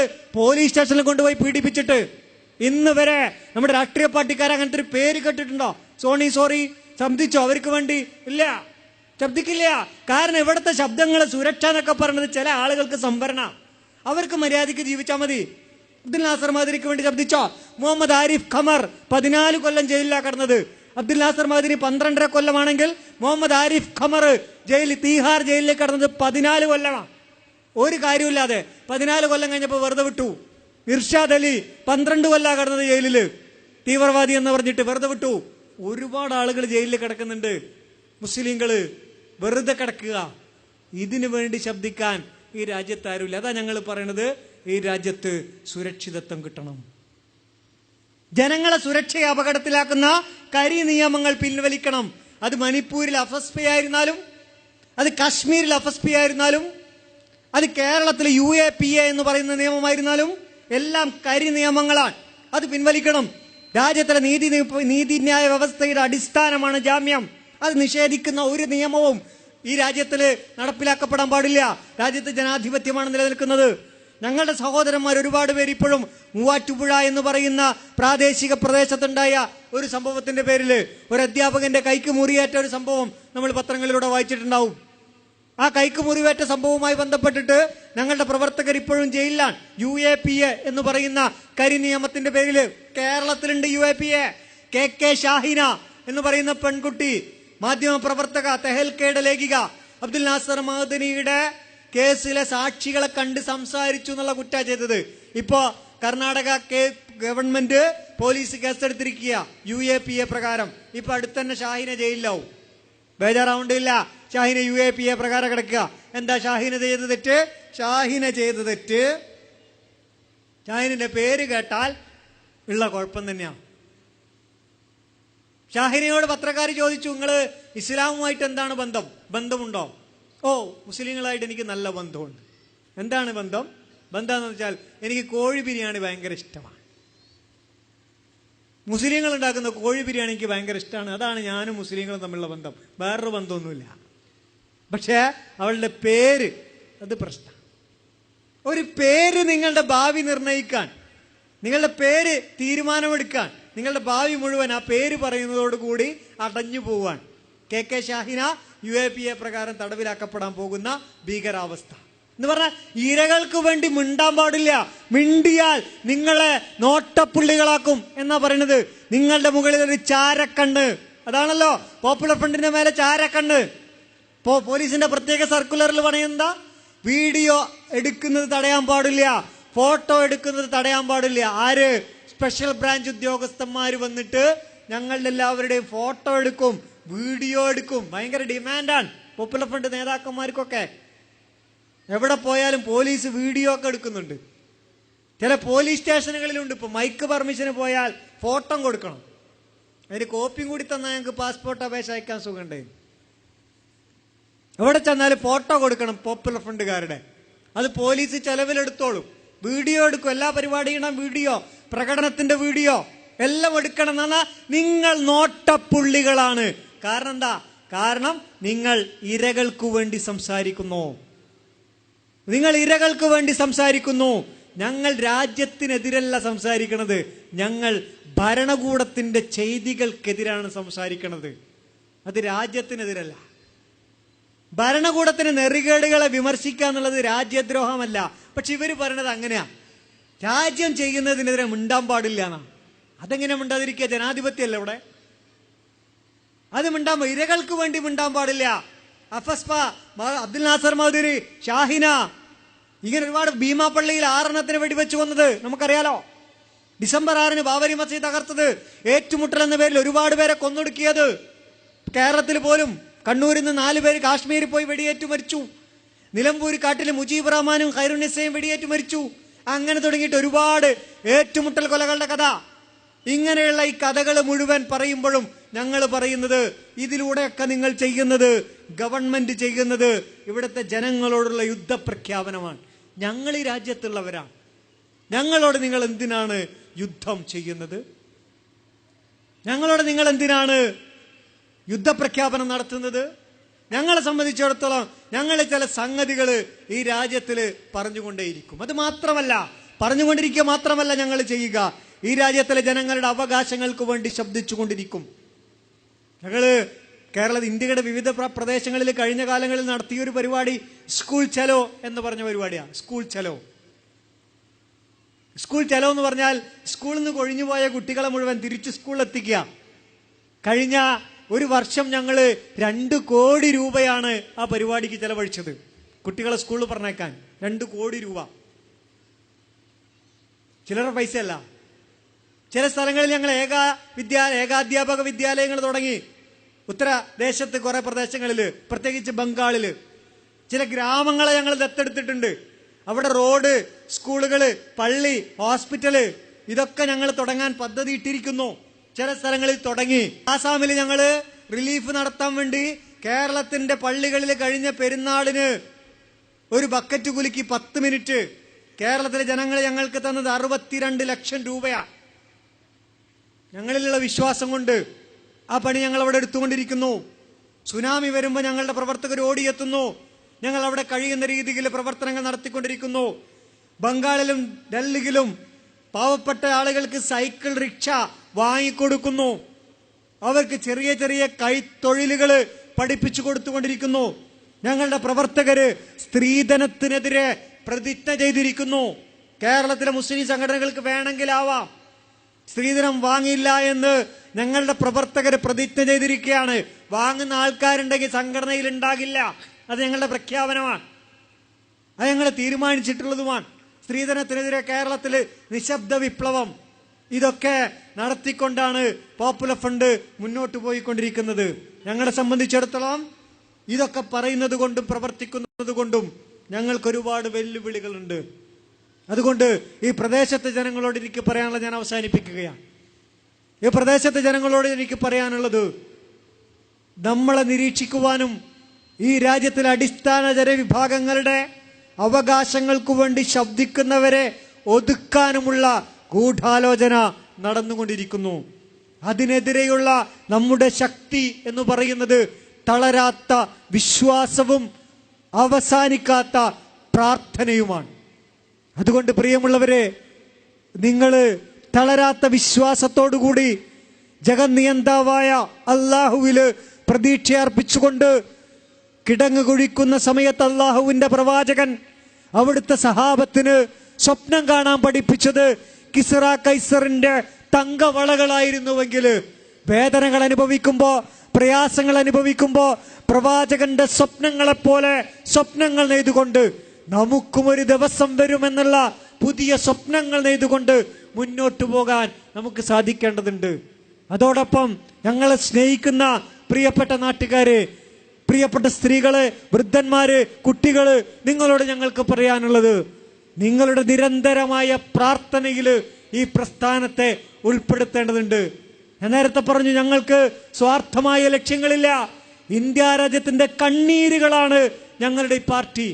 അതുകൊണ്ട് ആ കണ്ണീര് തീരുന്നിടം വരെ നിങ്ങളുടെ പ്രാർത്ഥനകൾ, നിങ്ങളുടെ രാത്രിയുടെ അന്ത്യയാമങ്ങളില് നിസ്കാരപ്പായകള് നനഞ്ഞു കുതിർന്നുകൊണ്ട് നിങ്ങൾ റബ്ബിനോട് കൈനീട്ടി ഇരക്കുന്ന ആ പ്രാർത്ഥനയില് പോപ്പുലർ ഫ്രണ്ട് ഓഫ് ഇന്ത്യ എന്ന് പറയുന്ന ഈ സംഘടനയെ കൂടി ഉൾപ്പെടുത്തുക. ഇതിന്റെ വഴി തെളിയിക്കാൻ അള്ളാഹുവിനോട് നിങ്ങൾ അപേക്ഷിക്കുക. എങ്കിൽ ഇൻഷാ അല്ലാഹ് വിജയം നമ്മുടേതാണ്, നമ്മുടേത് മാത്രമാണ്. അങ്ങനെ നീതി പുലരുന്ന, സ്വാതന്ത്ര്യം കിട്ടുന്ന, സുരക്ഷിതത്വം അനുഭവിക്കാൻ സാധിക്കുന്ന, പ്രവാചകൻ പണ്ട് പറഞ്ഞതുപോലെ സൻആ മുതൽ ഹലറമൗത്ത് വരെ ഒരു സ്ത്രീക്ക് ഒന്നിനെയും, അള്ളാഹുവിനെ അല്ലാതെ ഒന്നിനെയും ഭയപ്പെടാതെ സഞ്ചരിക്കാൻ സാധിക്കുന്നത് പോലെ ഇൻഷാ അല്ലാഹ് ഇന്ത്യ രാജ്യത്ത് കന്യാകുമാരി മുതൽ ഹിമാലയം വരെ ഒരു പെൺകുട്ടിക്ക് അള്ളാഹുവിനെ അല്ലാതെ മറ്റൊന്നിനെയും ഭയപ്പെടാതെ സഞ്ചരിക്കാൻ സാധിക്കുന്ന ഒരു പുലരി സൃഷ്ടിക്കപ്പെടാനുള്ള യത്നത്തിലാണ് പോപ്പുലർ ഫ്രണ്ട് ഓഫ് ഇന്ത്യ. നിങ്ങളുടെ കണ്ണീരിൽ കുതിർന്ന പ്രാർത്ഥനയിൽ ഈ സംഘടനയ്ക്ക് ഒരു സ്ഥലം അനുവദിക്കണം എന്ന് മാത്രം അപേക്ഷിച്ചുകൊണ്ട്, നിങ്ങളുടെ എല്ലാവരുടെയും പ്രാർത്ഥനയിൽ എന്നെയും സംഘടനയെയും ഉൾപ്പെടുത്തണമെന്ന അപേക്ഷയോടുകൂടി അവസാനിപ്പിക്കുകയാണ്. വാഹിർ ദവാന.